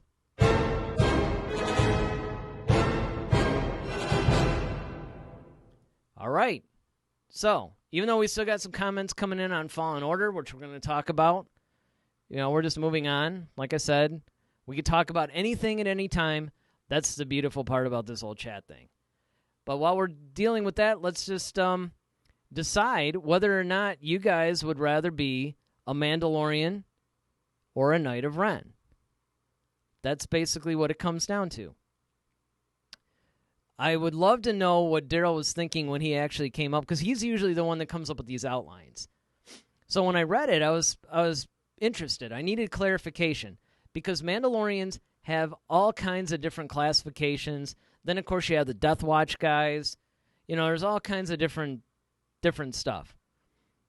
But overall, I got to go for Mandalorian. I have to go for Mandalorian. Darren, what was the question? Well, I don't know. I'm not really sure.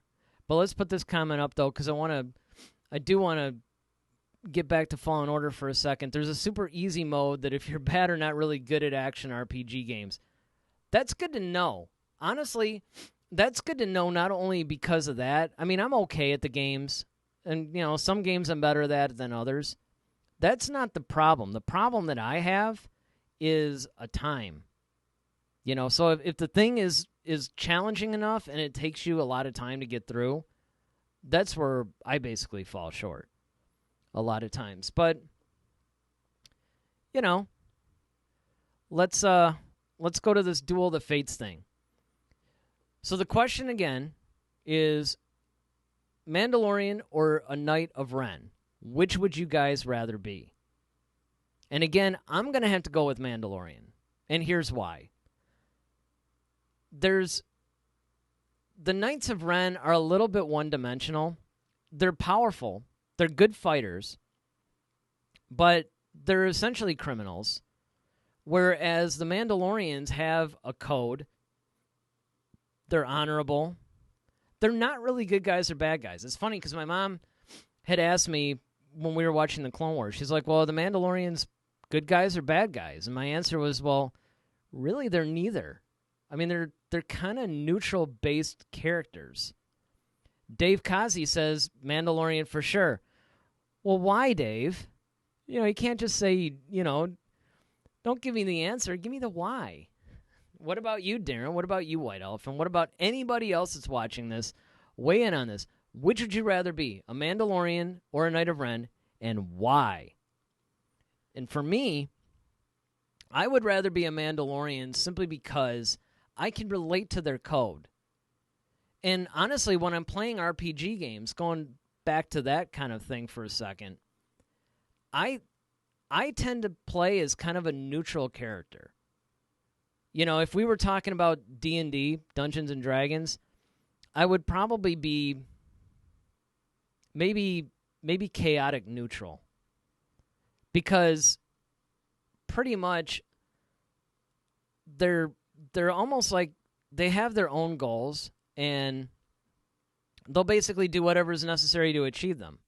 They're neither good nor bad. Okay, so what do we got? We got Darren says, I would go with Mando also since Kylo is very unhinged.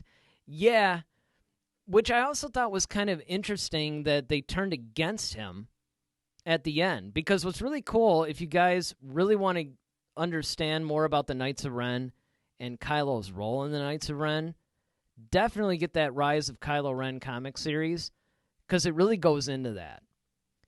But, yeah, and what's funny about it is, even though Kylo is now the leader of the Knights of Ren, it didn't start out that way. Those guys are pretty wild. Dave says, Mandalorians have a bunch of cool toys. Yeah, you know what? Here's something that I always thought was interesting, and I've commented with this with Daryl before, is that Din Djarin, isn't that the name of the Mandalorian? He loves the flamethrower. Like, the flamethrower is kind of like his go-to thing. Now, with Boba Fett, I always thought it was the missile. Or at least the grappling hook, harpoon kind of thing.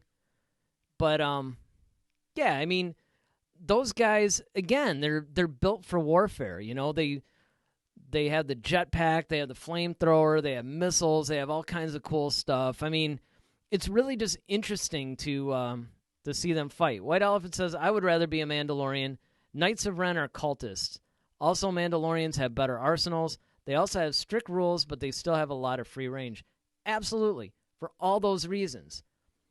And it's true, the Knights of Ren, you get a little bit different of a vibe when you read the comic, because you find out that there definitely is a cultist vibe to them. but they're kind of like Mandalorian slash Sith, I think is the best way to actually put it. Is it kind of like an extreme version? It can't, like, in other words, one of their things is you got to kill somebody to get in there, but it has to be a good kill. Like, it can't be, it's almost like they have like this really hyper-specific thing that they have to do. White Elf cells, Knights of Ren serve Kylo Emperor final First Order, while Mandalorians that feel like try to self-improve. Yeah, they're kind of out for themselves. Now, of course, the interesting thing is this whole, like, you can't take your helmet off and all that stuff. That's more of a later type invention. They didn't really start out that way, but it's interesting because there's an evolution of the Mandalorians. Their code, their whole structure changes depending on the situation, which I also think it makes them more interesting. My mom, she likes Ren. Yeah, you know what? You like Kylo Ren because he's ruthless.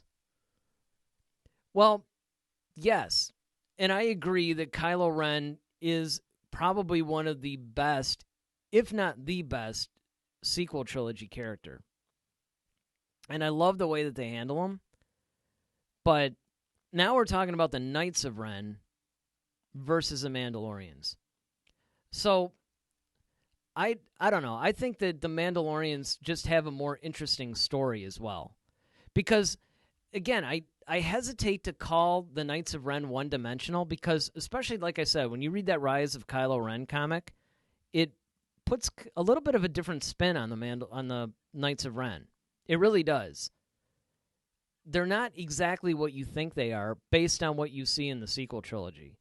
You get a sense of that at the end in Rise of Skywalker when he basically when they basically turn against Kylo. But again, the other thing that I'm going to say about the Mandalorians is that we know more about them. Even if you never saw the Clone Wars, which, by the way, the Clone Wars, and then especially Rebels, really gives you a lot of information on the Mandalorians. Like, if you guys are really into the Mandalorians, watch those two series.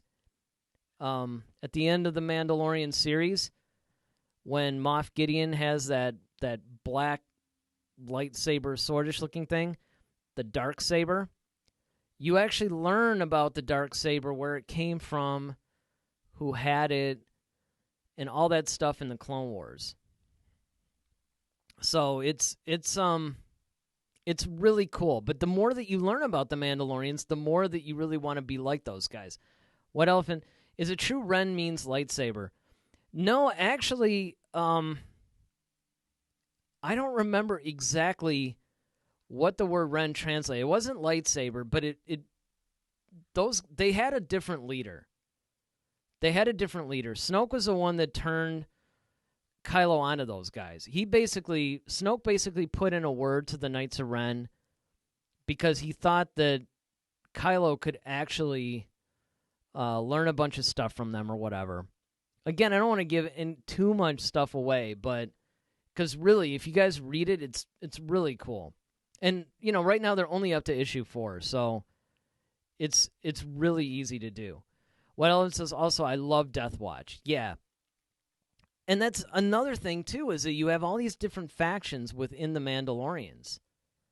You have more of the Mandalorian government. You have the Mandalorian soldiers. Then you had Death Watch, who were kind of like a rebellion. And then, of course, Death Watch started to align with Maul. And then, of course, you have the Mandalorians that we have now. So you really have all these different elements, and it's like being a Mandalorian means different things now. It's not just, okay, you look at, like with the Knights of Ren, you look at this one group, and that's who they are. They are the Knights of Ren, and there's not really a whole lot of mystery. And especially, like I said, I mean, I know I keep plugging away at this, whole Rise of Kylo Ren comic. But honestly, that's where we get a lot of the information about the Knights of Ren. You don't even really get a lot of the information about them in the novelizations of the sequel trilogy. It really comes from reading these comic books. And I was sort of a latecomer. I would always read the novels, but I wouldn't necessarily read the comics. But now I'm realizing that a lot of the really cool stuff is in the comic books. White Owl says, when I was younger, I was not a fan of Clone Wars. Now I like it a lot more because Ahsoka made a cameo in... So are we talking about the Revenge of the Sith or the Rise of Skywalker? Oh, no, Rise of Skywalker because it was her voice. And the Darksaber came into the Mandalorian. Also, I always love Maul. Yeah, I mean, and that's it. They're starting to tie this stuff together. Now, you actually bring up a good point. This is another little pet peeve of mine that I've had that they're starting to fix. Okay, so one of the things I always hated was they would come up with all this really cool stuff, but they wouldn't tie it together. So basically the movies existed in their own universe, the novels existed in their own thing, and then the comics kind of their own thing. And they very rarely tied the stuff together. Sometimes you would get a tie-in between the novels and the comics. And especially if they did a whole thing to where, they would basically... Like, they would do kind of like a comic version of a novel or something. They did that with the Thrawn trilogy. By the way, if you haven't read the new Thrawn trilogy, it's really good, especially the third book. But now what they're starting to do is they're starting to tie in a lot of this stuff. You're starting to get... The books are tying into the TV series, which are tying into the movies, and you're starting to get this. And I would like to see this continue. And so now that I'm watching the Clone Wars again, because remember, when that thing first came on, it was like 2008 or something. So we've had all this additional Star Wars stuff. We've had the sequel trilogy. It's been really cool to go back now and see all this stuff. And when you're looking at Clone Wars now, it's almost like you're looking at it through a new lens. It's kind of a whole new show. Because you have a different spin on it. But, again, I think all of us pretty much agree that The Mandalorian's the way to go. I mean, it would be interesting to be a Knight of Ren. But, So White House says, I only read Heir to the Empire. Is the reboot better than the original? That's a really good question. I'm glad you asked that. Because... this is something that I know Dave and I have talked about a little bit. Technically, no. I mean, it depends. It's like a lot of the legend stuff versus a lot of the new canon. A lot of the new canon stuff is more grounded. It's a little bit more realistic, a little less fantastic. And now that they have all these movies to tie into, they're not constantly having to reinvent the continuity.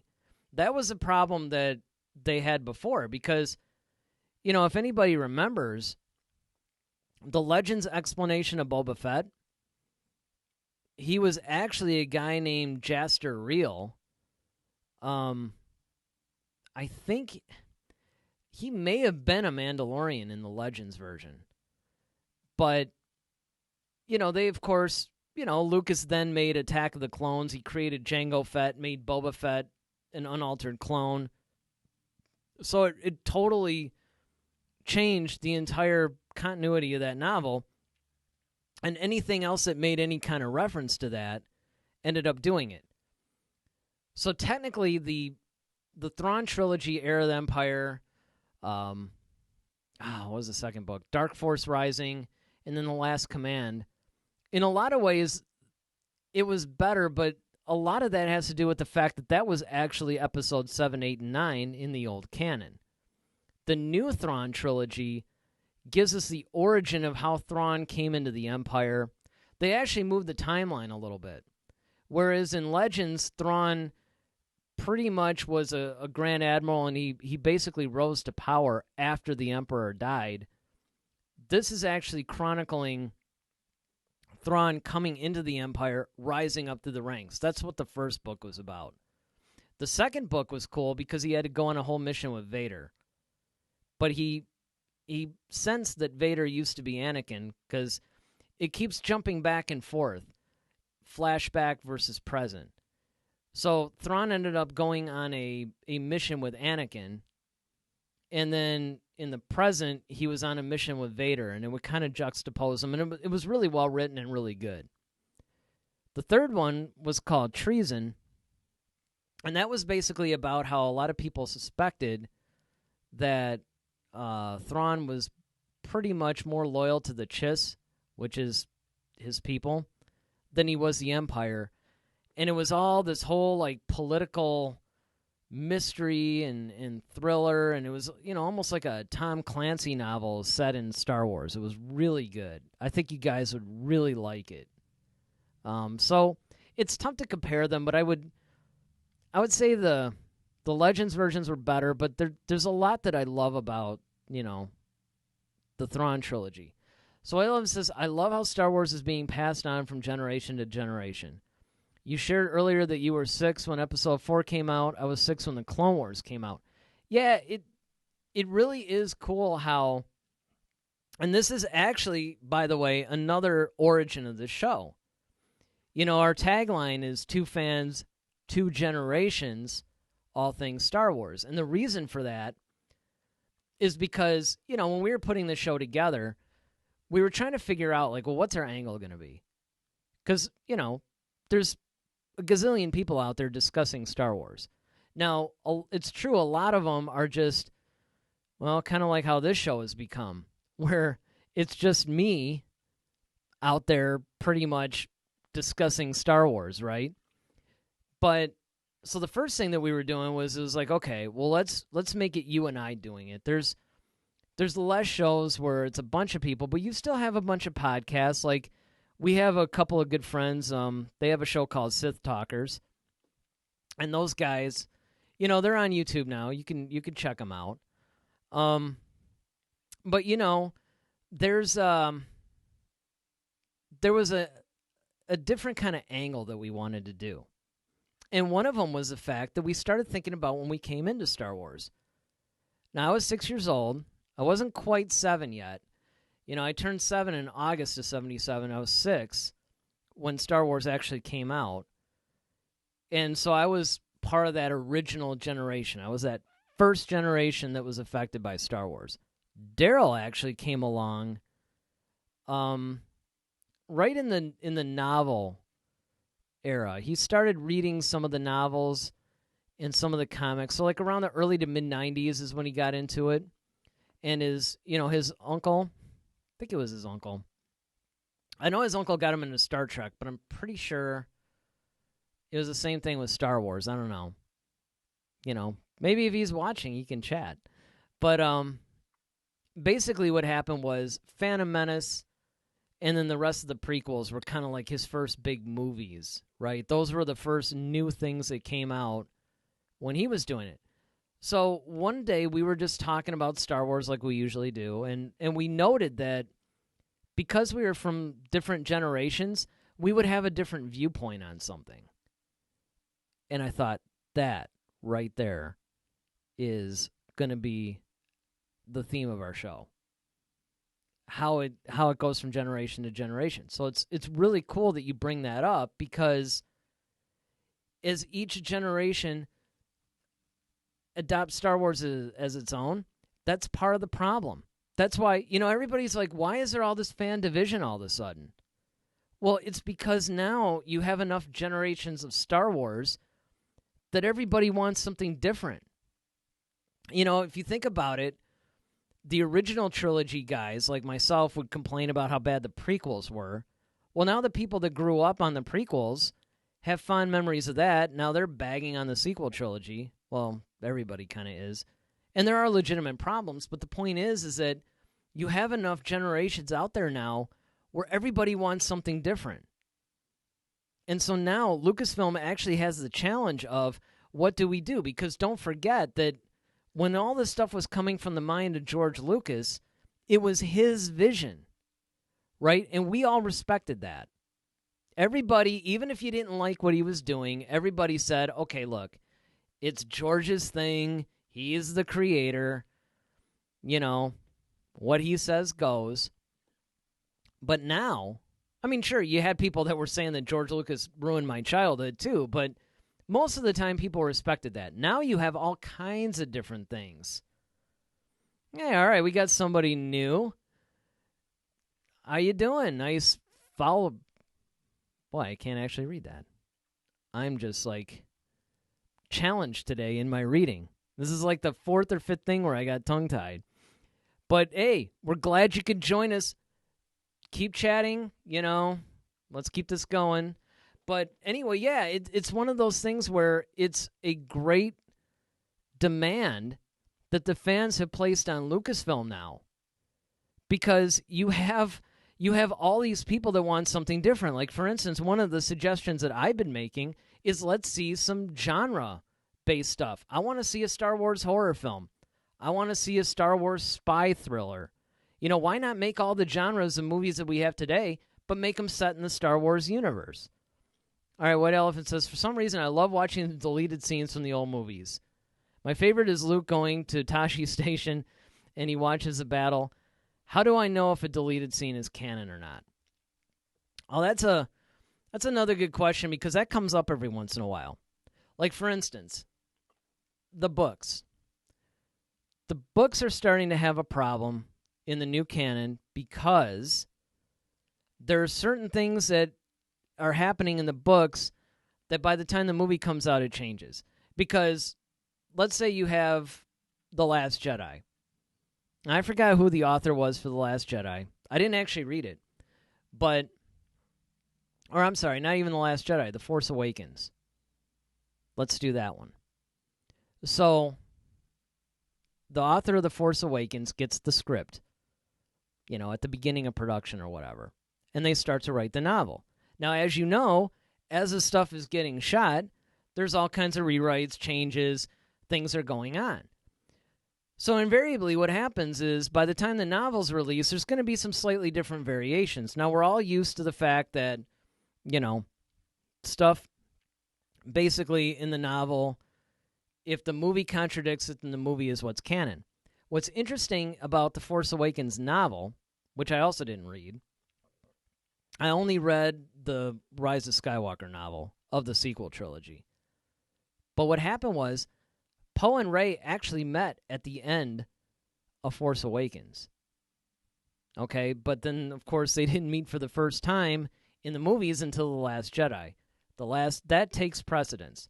So the rule of thumb about any kind of deleted scenes are not canon.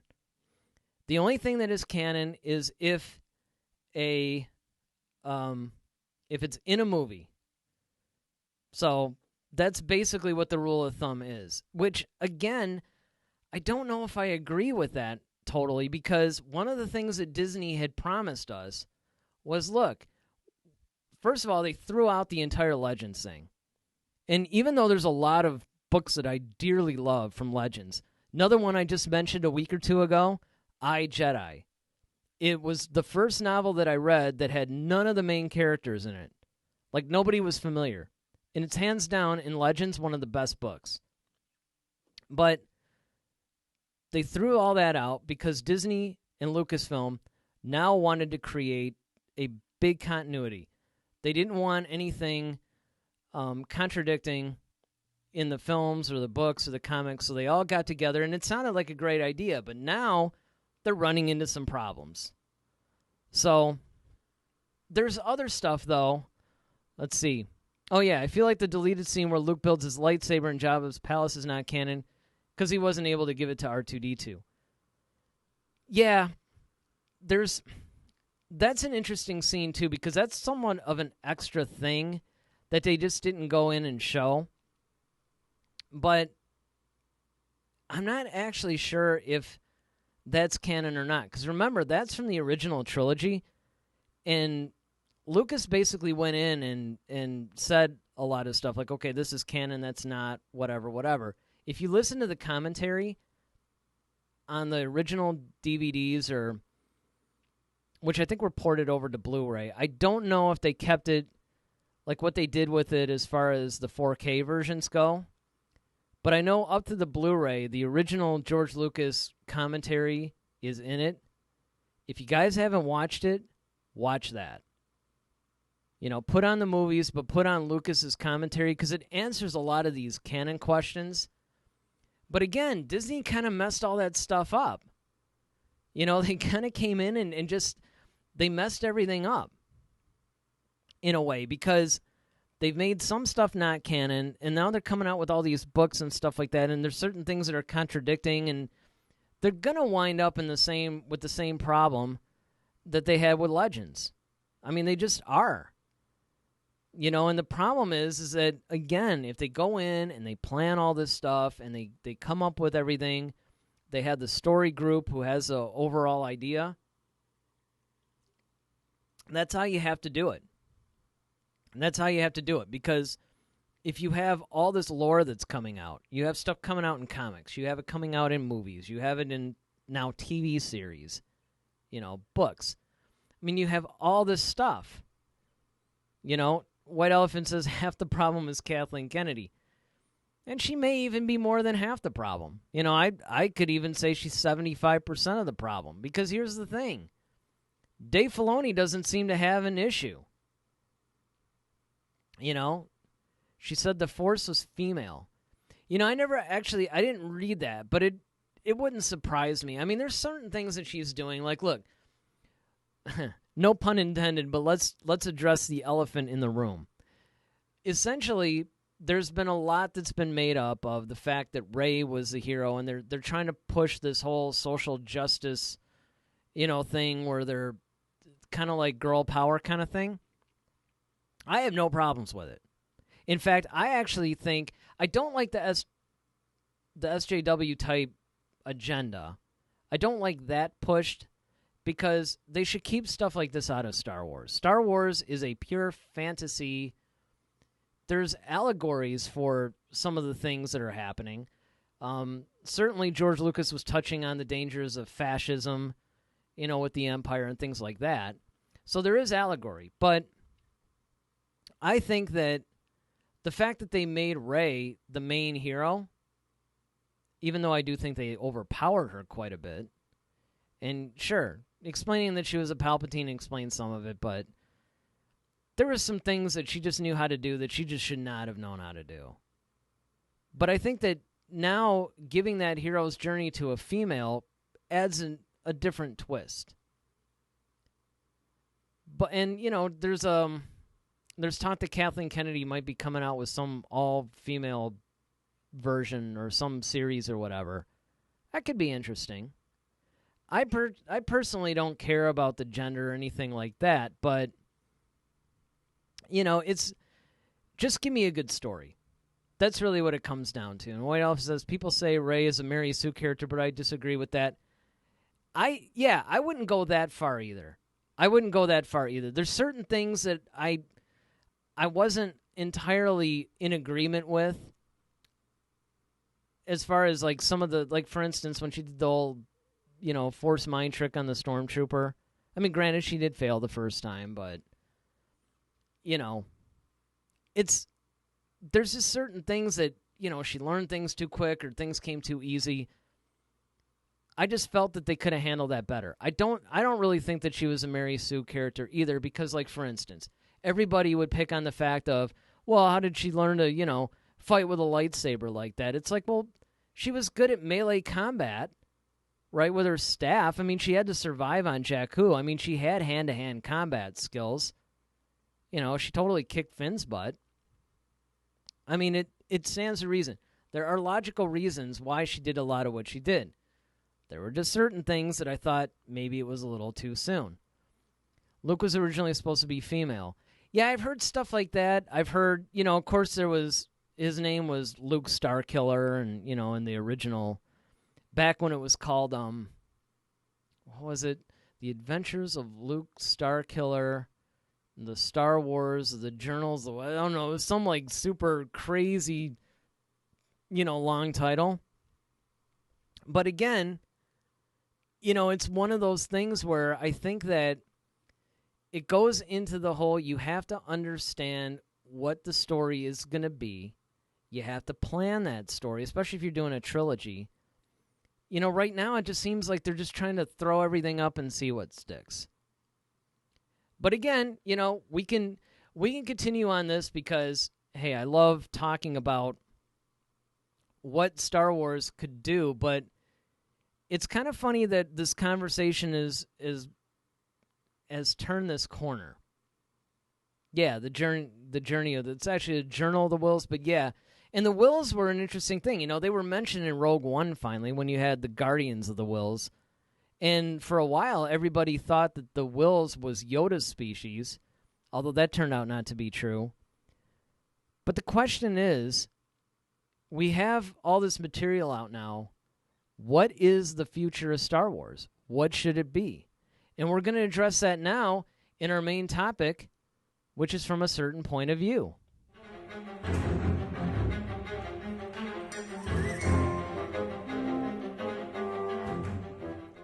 All right, so now we're back into From a Certain Point of View.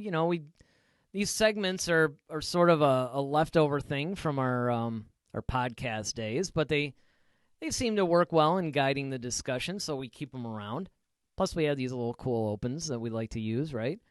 So, from a certain point of view, for those of you guys who are, new to this whole show, which is pretty much everybody, this is our main topic. So when you guys see the title of it on YouTube, this is it, right? So this is basically talking about Dave Filoni is pretty much talking about the whole future of Star Wars and what it should be. And he basically did this whole thing on the second episode of this Mandalorian web series that they're showing on Disney Plus right now. Every week they're putting out a new episode. Now, like I said at the beginning of the show, I'm a little bit behind on this, but apparently in the second episode, he was talking about how Star Wars is basically for kids, and the whole idea was to give hope and to instill that, and that's what the whole trilogy is about. And I agree with that. I agree with it, but at the same time, it's not only what is the future of Star Wars going to be about, and we could talk about that, but let's also talk about, even though I think some of us already mentioned this, let's talk about who we would like to see controlling the direction of Star Wars. Because obviously you have Kathleen Kennedy in the role right now, but you also have Jon Favreau, you also have Dave Filoni. There has been talk that George Lucas may even come back and do a movie. I don't know. I don't think that's a very reliable source, but it's certainly within the realm of possibility. So White Elephant says, I want them to make a movie based off the original concept art. Yeah, that would be cool.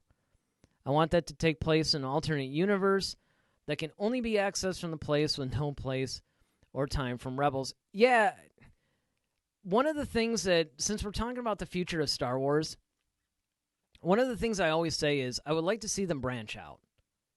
I would like to see them expand the universe.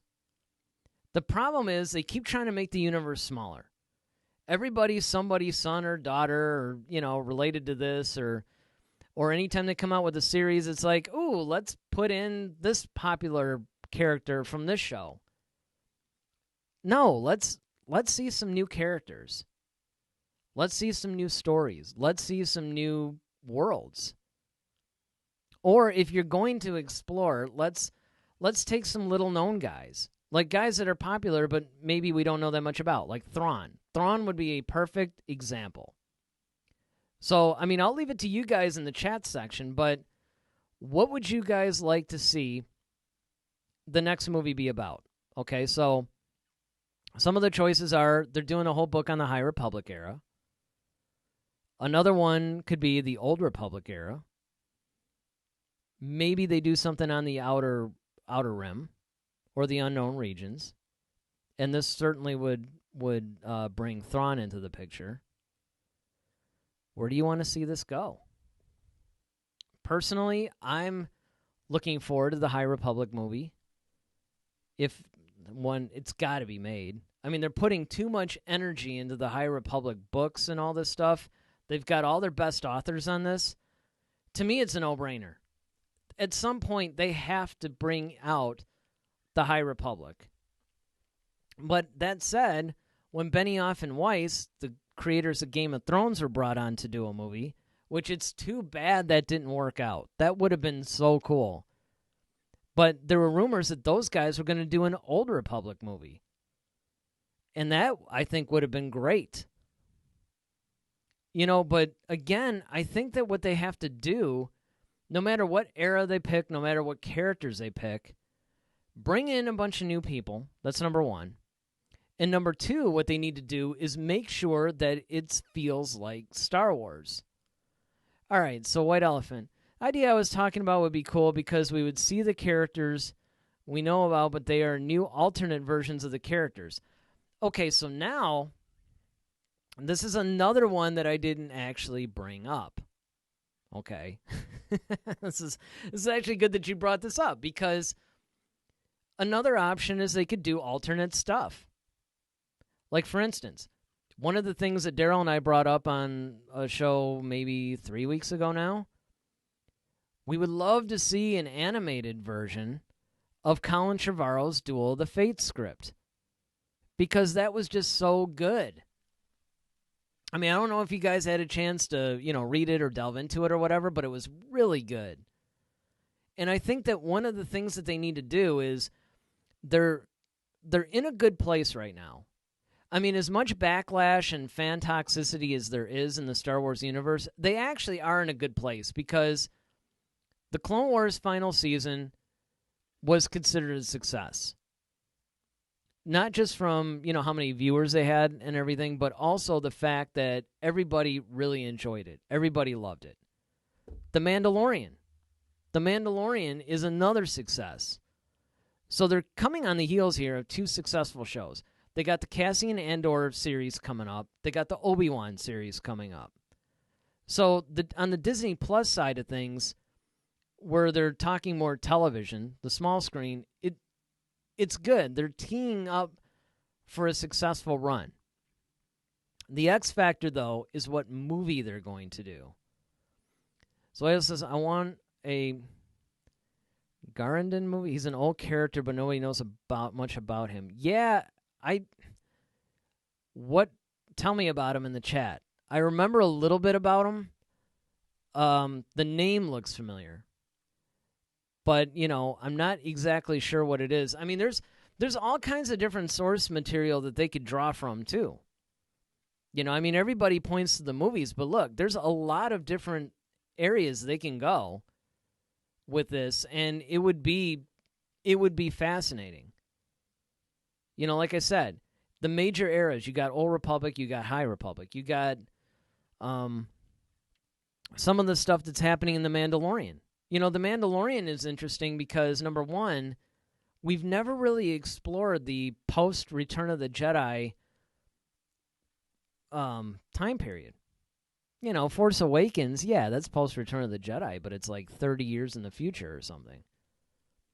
What does the Empire look like? They've done it to death in the novels, and it's fantastic, but it's like they never did it until now. Well, they could do more of that. But the idea is, what Dave Filoni was talking about, is you have to capture the essence. You have to capture the essence of what Star Wars is about. It's not even so much the story. It's not even so much the era.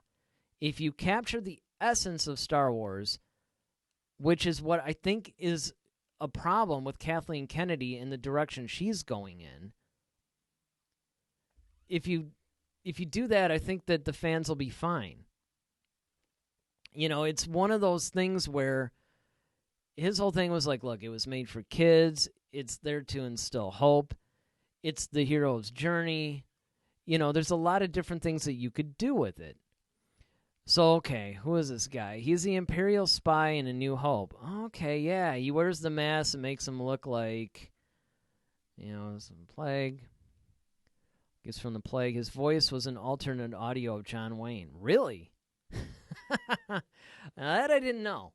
See, this is what's so great about this show, too, is that a lot of times, we both learn a bunch of stuff that, we didn't even know, which is great. Because I always say, like, we're the type of fans that we're really deep into it. Like I once went off on an entire episode about Lobot and how much I love Lobot and how much I wish that he had gotten more time and that he's an underrated character. Yeah, I went there. But at the same time, there's another level of fandom where, you can watch some scene in a movie and there's some guy like way in the background and he's all out of focus and you barely know. And these guys could tell you the whole backstory on these guys. We're not that fan. But I like learning about it though. So Darren, I definitely feel like it's getting stale seeing the same characters over and over. Yeah, absolutely. Absolutely. Because the problem is that they keep trying to do that. Now, there was a criticism that people had of Rise of Skywalker that actually was not true. So there was rumors that Janna was actually Lando's granddaughter or something, and it seemed to allude that toward the end, but it wasn't. The idea was the canon story, and they go into this a little bit in the novel, by the way. The canon story is that Lando's daughter was kidnapped and basically as part of the Stormtrooper program. And, of course, he's been looking for her ever since. And so when Janna comes along, it was implied that maybe she was that missing daughter or whatever, but that's not the case. It's that he feels something because she's looking for her parents, she's looking for her roots, and he's like, hey, how about we do this together? And that's the context of that scene. Okay, so White Elves is like, look him up. I'm sure you'll recognize him. Yeah, I think I know what you're talking about. Garrett has a great chapter from a certain point of view. Oh, a certain point of view. That's a novel I still have to read, but the concept of that novel is awesome. Basically, if you guys are unfamiliar, what it is it's a novel that takes it from the perspective of like lesser characters. It's like seeing some of the major events of Star Wars, but through a side character's eyes. And that's a lot, too, what the Lost Stars novel was all about. Like I said, it almost, if you just have somebody read the plot to you, it almost seems like a young adult, romance novel or something. But it's not. It's way deeper than that. And you get to see a lot of the stuff that happens from the Clone Wars all the way up through Return of the Jedi, but from the eyes of these two characters. And it's really fascinating. So I have no doubt that's got to be maybe my next book. I just finished Jedi Lost, the Count Dooku novel. And what's interesting is that was actually an unused Clone Wars script that they turned into a novel. But the thing is, it's still written like a script. So it's a little bit weird to read it at first, but once you get into it, it's amazing. Highly recommend that. Haha, Lobot movie would be great. Yeah, man. Like I said, I was really deep into the whole Lobot thing.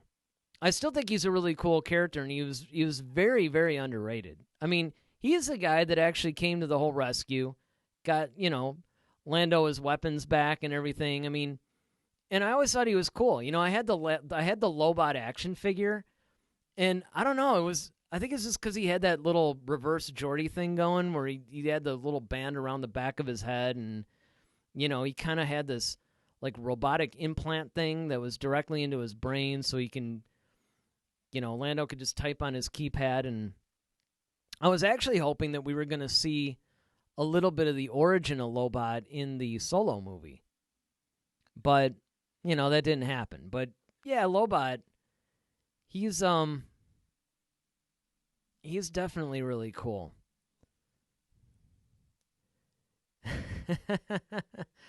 Yeah, Dave's cool. And you know what? The thing that's really cool, and that's what I like about all you guys that have been chatting in here, is that everybody is definitely a Star Wars fan, and you're all coming at it and giving out all this different information, because I eventually want to get to the show to the point to where not only is there so much chat that I could barely keep up with it, but then everybody's chatting with each other, and, it's really just like a big Star Wars community. And again, speaking of which, hit that subscribe button, hit that like button, help us out. If you're on YouTube. I mean, if you're watching on Twitch, then follow us. If you're watching on Facebook, then I guess give it a like. But go to YouTube and actually subscribe to the channel. That would be great. And if you're on Facebook or, if you guys care to do so, also join our community. We got Head to Head SW Star Wars community. Dave's a part of it. I think Patrick actually is a part of it as well. So we'd like to have the rest of you guys because, we keep this discussion going during the week, too, and bring up all kinds of stuff. And you guys can give us suggestions on what you want us to cover on the show because we'll cover pretty much anything. I mean, like I said, what you guys are experiencing right now, although, just pretend that Daryl's here, though, is pretty much where we want this show to go. Yes, we have a bunch of different segments and stuff that we cover, but this is basically a conversation. Most of these Star Wars shows on YouTube, they have the guy that's covering whatever they're covering, and sometimes they'll do the chats, but they don't actually, a lot of times, sometimes they'll put the chats up, sometimes they don't, and then they'll go, but that's one of the things that I liked about John Campia's format. Now, what he does is he actually goes through, like, all of his stories, and he'll interview, the people in the studio or whatever. Then he turns totally to the chat. And that's cool. But I actually like to do it to where you guys aren't a segment of the show. You are the show. You're a part of it. I mean, when we're talking about whatever segment we're talking about, you're talking about it with us, to us. And, I think that tonight is without question proving that that's a really cool formula. So, I want to also take this time to thank you guys for, continuing this chat because, you're helping making this a lot more fun. But yeah, I think, okay, so now we know that the sort of the tone that we want. Now my question to you guys is, who should be the one to spearhead Star Wars? I think we can all agree that Kathleen Kennedy may not be the best choice. Again, she's a great producer, really great producer, but she's kind of lacking as a studio head, I have to say. It seems like every director that she's worked with, she ends up firing.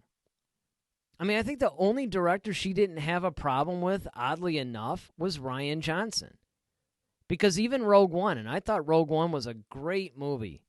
I mean, a fantastic movie. I actually think that Rogue One, it was a little gritty, and it was a little different from, what most people would expect. It was actually more the war of Star Wars than the lore of Star Wars. But again, she had Gareth Edwards, and then she ended up just pretty much, like, who did she bring in? Help me out on this one, guys. She brought in some other director to basically clean it up and everything, and that was a really good movie. And consequently, that's why I think that that first trailer, like half the stuff in the trailer wasn't even in the movie. All right, so White Elephant thinks John has proven himself worthy. Absolutely. He would get my vote. Jon Favreau would definitely get my vote.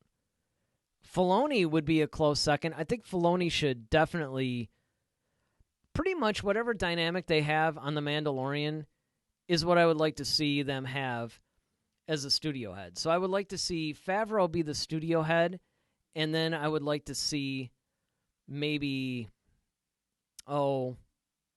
Filoni be, I don't even know what it would be. Like, I'm not even really sure what position it is. You know what's interesting, too? There was some woman that was hired not too long ago that was supposed to oversee the Star Wars part of Lucasfilm. Do you guys remember that at all? She was like, man, I can't remember. I can't remember who she was, but they basically felt that Kathleen had too much to do or something. So they brought on some other woman to oversee, I think it was like the story group. And what's funny about that was they had this whole big thing, they had all these press releases and all this stuff, and then you heard nothing. You heard nothing. So you also trust Rian Johnson. Again, I think Rian Johnson, he's such a good filmmaker. I don't know how he would be as a studio head, though. But I would like to see Rian Johnson get another shot. There's still talk about that trilogy that he's supposed to do. I would like to see him do it. I would like to see Rian Johnson do his trilogy. In spite of, I know people have problems with how he handled The Last Jedi, I think a lot of those problems stem from the fact that they were familiar characters. It's kind of like you're basically telling us the story of what happened to Han, Luke, at least in his movie, it was really more Luke. So it's like you're controlling the Luke part of the story. And I think a lot of people just weren't ready for that dark and disenfranchised of a Luke Skywalker. Whereas I think if you give him a movie where, he's got his own characters, it's brand new, there's no expectations, I think he could do something great. Did you guys see Knives Out? Knives Out was fantastic. It was such a good movie. And it just shows that, he's got a really good style for filmmaking. So I would personally like to see him do his own Star Wars movie, but we'll see. Okay, well, it says, I know this sounds very bizarre, but I want to see Mel Gibson make a Star Wars movie. The reason I say that is because Star Wars is special to a lot of people that we already talked about. Yeah, I mean, that's actually a good point. I didn't actually think about that. But you're right. Mel Gibson's actually a really good filmmaker. He's a good producer and he's a good director. And, again, White Elephant continues, and he respects things that are special to people. I feel like he proved that when he made The Passion. Yeah, as a Christian myself, The Passion of the Christ was such a brilliant movie because it was one of the ones that really showed, what he went through. I mean, he handled the material really well, and I have a feeling that he would take that same care and that same, no pun intended, but passion, and he would actually bring it to the Star Wars universe. It would be interesting to see a movie that he would make. I'm trying to think of who else now I would... this brings up a good question, too. Like, who else would we like to see make a Star Wars movie? Not just,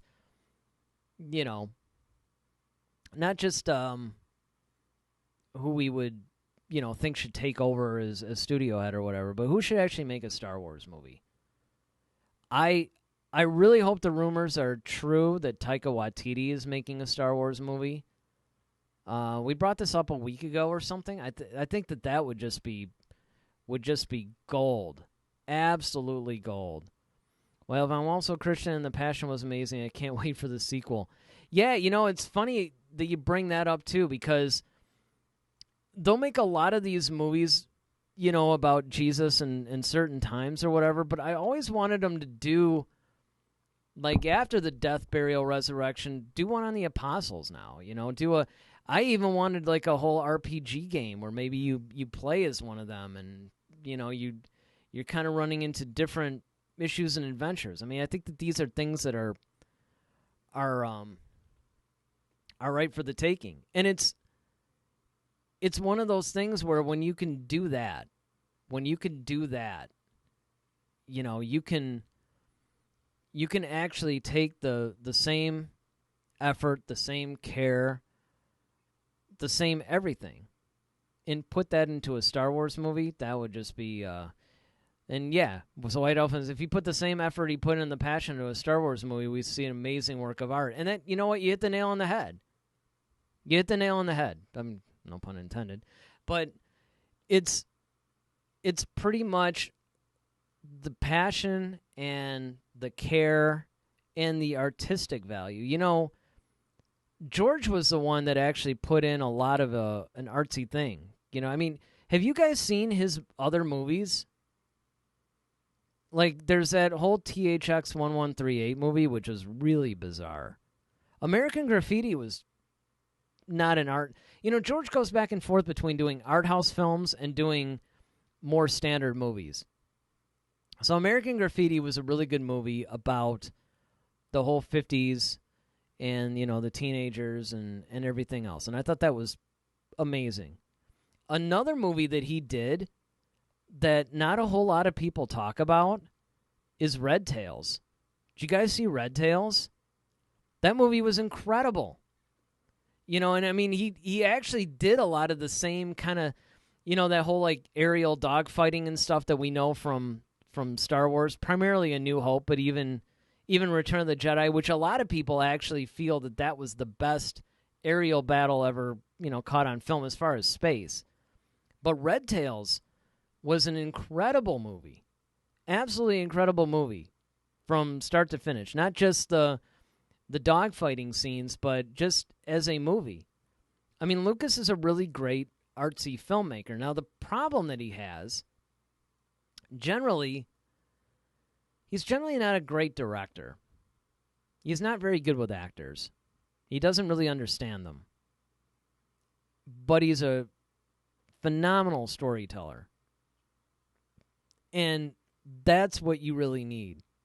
That's what Star Wars needs. Mel Gibson can tell a really good story.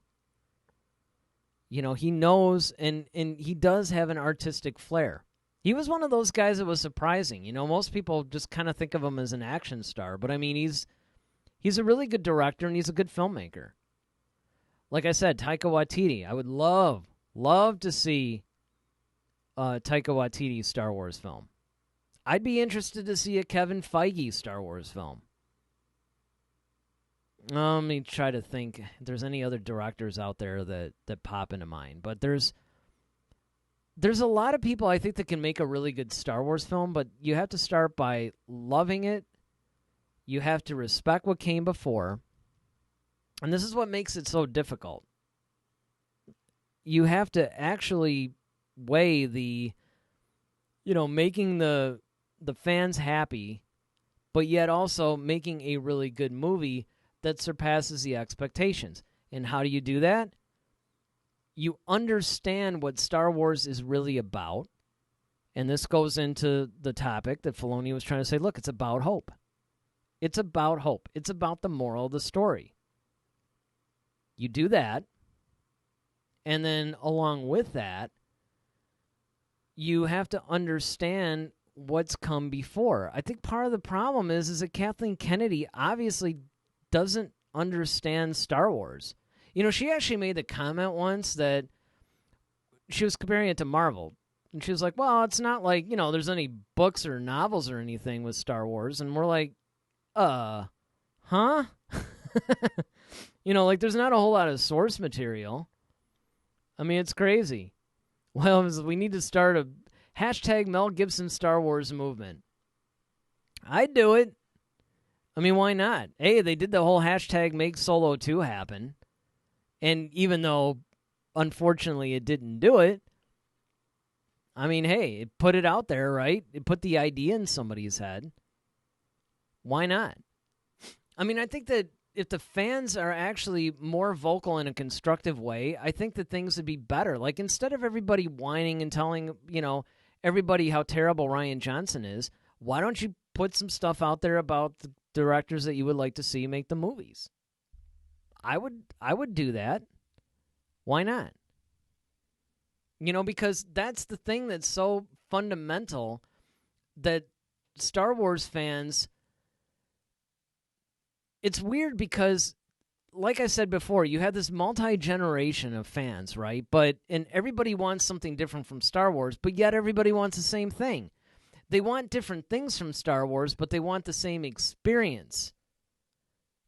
And that's where it's getting a little bit tough. Now, some people have, in my mind, have wrongly said that, well, kids today are too sophisticated for Star Wars and all that stuff. And, it's not about sophistication. See, they're approaching it from the wrong trajectory. It's not about that. Actually, Star Wars is going back to some of the fundamentals of storytelling. And that doesn't change from generation to generation. So White Elephant says, I don't know if Mel Gibson is even a Star Wars fan, but I guarantee he loves the message of hope. Absolutely. Absolutely. Let's do it. Yeah, I mean, I'll do it. As soon as the show is over, I'll put that up on our our whole head-to-head page, which you guys can access at head-to-head SW on Twitter, Facebook, and Instagram. Sorry, I had to do the shameless plug. But yeah, I mean, I just think that if first of all, you got to get somebody who gets Star Wars. Dave Filoni gets Star Wars. I think Jon Favreau gets Star Wars. Put one of those guys as the head of Lucasfilm, or at the very least, at the head of making new Star Wars content. Put one of those guys at the head, and then let them control it because they understand it. I mean, if you ever watch an interview with Dave Filoni, it's amazing. It's amazing. The guy studied under George Lucas, first of all. Secondly, he really understands it. Then you get other guys, right? Like Sam Witwer. He's the one that voices Darth Maul. And I think he voiced somebody else too. But Maul is like his main one. And he's like an encyclopedia. It's like, put that guy in the story group. It's just, I don't know. It's just so weird to me about why they just can't seem to get this right.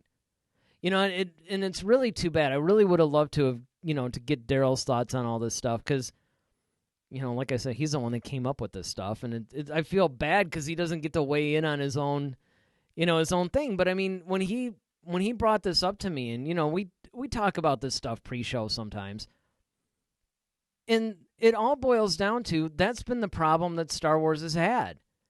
You just got to get it back on track, but you have to understand the fundamentals of it before you can do that. All right, well, I think that certainly, hey, you guys, we can talk about it forever, but I think that we're going to go into what is our final official segment, okay? And it's a segment that we like to call Clear Your Mind. That's right. Now, this is where we normally take your questions. And, Daryl actually had some questions set aside, but embarrassingly, I don't have them in front of me. So, here's what we're going to do. For you guys that are basically watching this, I mean, we'll keep talking about some Star Wars. Like I said, you guys keep me here as long as you want. But if you have any questions about anything in Star Wars, go ahead and chat them in there. This is like kind of this begins actually because the whole Clear Your Mind segment kind of begins the whole open forum segment. So how like a lot of these YouTubers now will do these open mic things? We might actually start doing some of those, but what I decided to do, and Daryl was right along with it, was, hey, let's just turn the last section of the show into a whole open discussion, open mic. Anybody can say anything they want. But, hey, whatever questions you guys have or, maybe something you want to talk about, put it in the chat section right now. We'll do it during the Clear Your Mind thing. White Elephant, who's got to thank you, man. You've been chatting up a storm tonight and really appreciate that because, this is like, what, your third week now? And, we're missing Deepy Dishy. He's the guy that we, at least I think it's a guy, that usually follows us over on Twitch. And White Elephant, is usually our main YouTube person. So, you saying thanks for starting the movement. Yeah, absolutely. Look, the only way that we're going to get what we want is if we're vocal. And the problem is that, when everybody keeps sending death threats to the directors that they don't like or to Kathleen Kennedy herself, they're not going to take you seriously. But if you tweet some thoughtful, constructive criticisms and suggestions and let them know, because she does listen. She does. I mean, I wish I can, I wish I could, I wish I can remember now what specifically it was. But there was something that she had read or something, either on Twitter or something that was sent in to her. And she responded. She actually changed something. Because she's like, oh, the fans had said this or whatever, so I did this. Well, that proves that it works out. You know? Unfortunately, one of the guys on here, Dave Cossey, he had to bail out. He had to put his kids to bed. That's cool. Of course, I'll reach out to him a little bit later because it was really great that he was able to come on. Like I said, he's one of the guys that Daryl and I have known for years. He will actually eventually be a contributor on the show, I'm sure. But I just want to publicly thank him for stopping by tonight and actually contributing. Because, like I said, I mean, it's great to have all these people that are coming in and chatting and, from all different platforms, and that's why we do it. But, again, if you guys got any questions, type them away in the chat section. One of the things that I will say, going back to the whole director thing with Taika Waititi, one of the things that I would like, the reasons I should say, why I want to see him do the movie is because he has a knack for bringing in humor into his movies, but without it being stale. He actually brings the humor in without it being out of place or whatever. One of the problems I had with The Last Jedi was that Rian Johnson was bringing in almost like Marvel humor. And don't get me wrong, I love Marvel humor.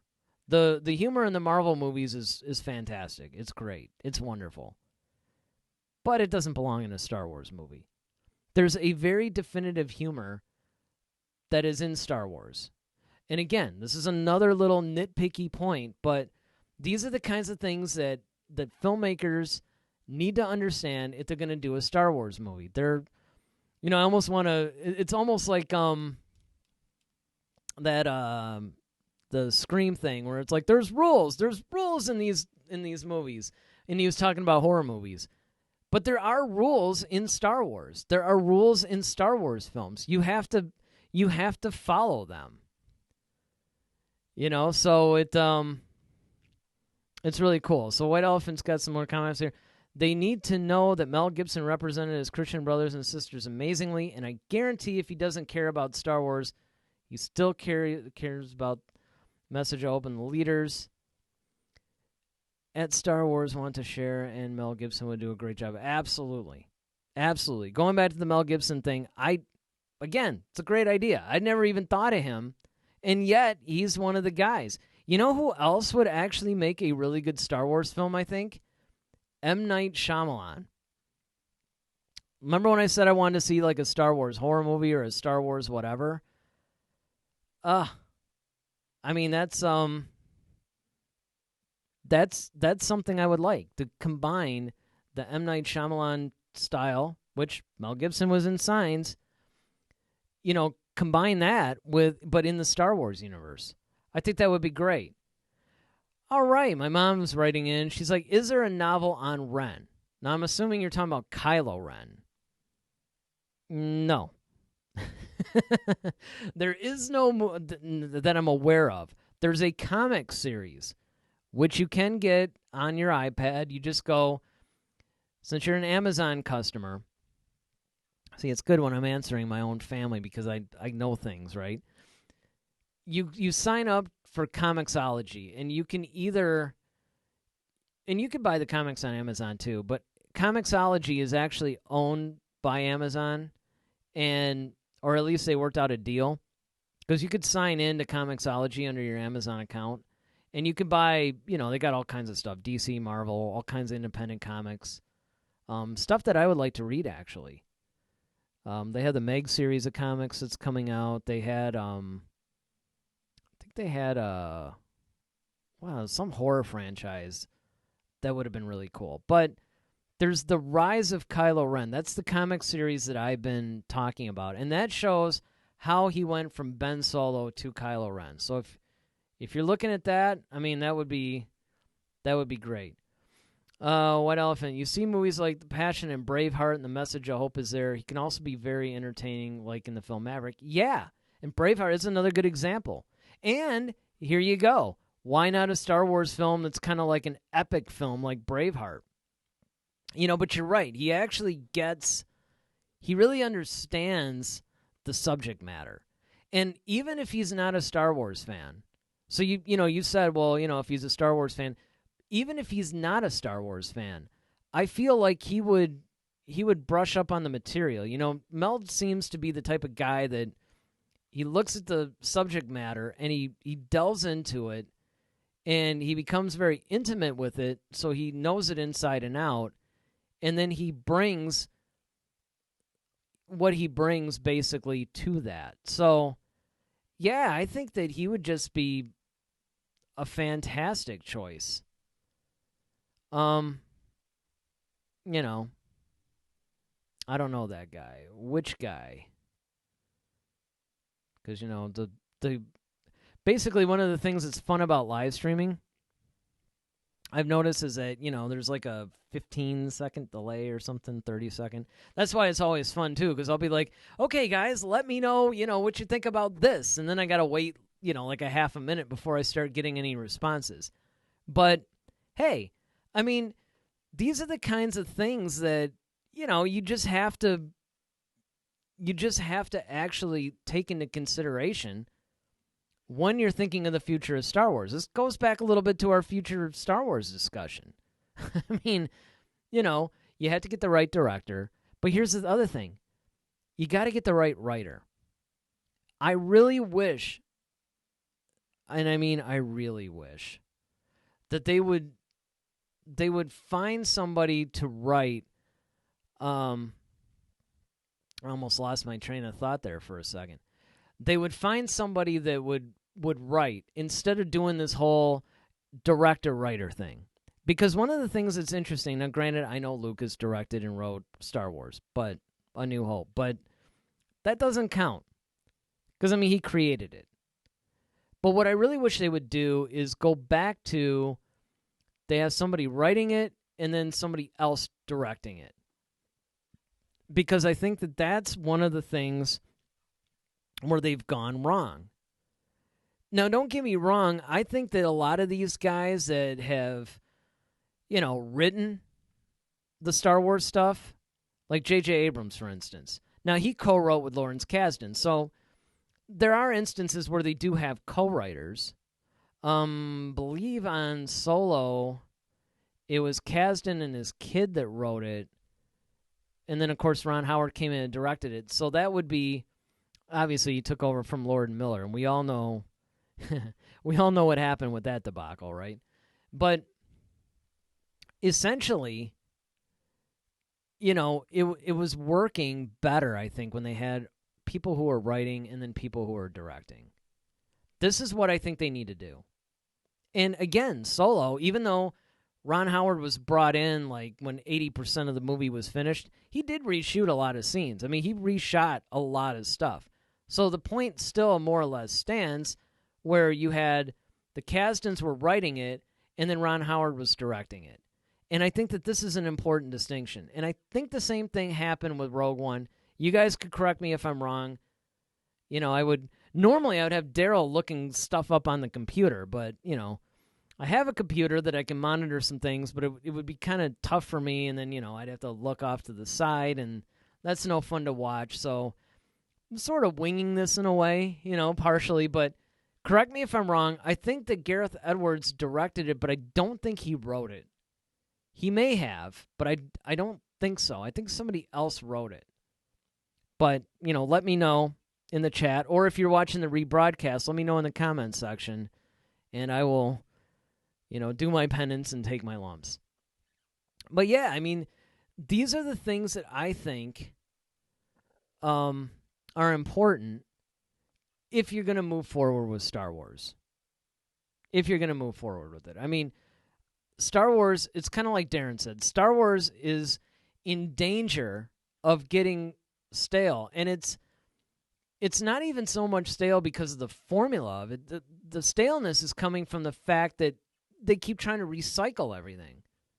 And they keep trying to keep this almost incestuous character thing going in the universe, to where everybody's got to be, a kid of this or an offspring of that or whatever, and it's like you're not expanding out. You're collapsing the universe at this point. Think about it. Nobody cared who Palpatine's father was. Nobody cared about a lot of these different things. It's like, why does everybody have to be related to somebody? That's crazy. And all it does is it forces the universe to collapse in on itself. Star Wars, at its very essence, was the Skywalker saga. That's true. But now you could tell some other stuff. And, I brought up I, Jedi, which is a great Legends book. If you guys haven't read it, granted it's not canon, but hey, it's a great book to go out and read. There's a lot of really cool books. I can recommend tons of stuff to you guys, and I will. I'm going to start doing, I know I keep threatening to do this, but I really am going to start doing some review shows, some recommendation type stuff, and Daryl and I are going to do a review on the Jedi Lost book, but he was a little bit behind me on that one. I ended up finishing it before he did, but eventually pretty soon I want to discuss that with him and then with you guys. Another thing that we can do, tell me what you guys think of this. Again, either live or on the rebroadcast, doesn't matter. So either chat or comments, whichever one. What do you guys think of maybe, this might not be the easiest thing in the world to do, but we all pick some Star Wars book and then everybody kind of reads it and then we talk about it at some point. Because one of the things I like to do is start a show called, like book club or something. And maybe not that. That's kind of a little on the nose maybe. But instead of just like a straight up review show, actually do something that's a little bit different. To where it's almost like a book club. A lot of times you see these book clubs, they happen at libraries and stuff. And everybody reads a book and then they go and they meet and they talk about it. It would be fun to do that with even a comic. You can get through a comic a lot faster than a book. The problem with some of these books is they're like 400 or 500 pages and, everybody's got jobs and, it can be tough to do. Let's face it. But, these are the kinds of things that I think would be good. And as a Star Wars community, I think one of the important things is let's celebrate the things that we love instead of always picking on the things that we hate. And Daryl and I have done a couple of shows on this where it's just like the fan base has gotten so toxic. And there's almost no reason for it. And it's too bad too, because a lot of times I'll do these shows, even with Daryl, and it's one of those things where I I'll think of all these things I wish I had talked about after the show. And I know that's going to happen to me tonight because I'm doing it on my own too, so it's going to be crazy. White Elephant. That would be fun, but I don't know if I could commit to that. Yeah, I know. Trust me. That's one of the reasons why I'm putting it out there, but I realize that, especially as a regular thing, that would be really tough.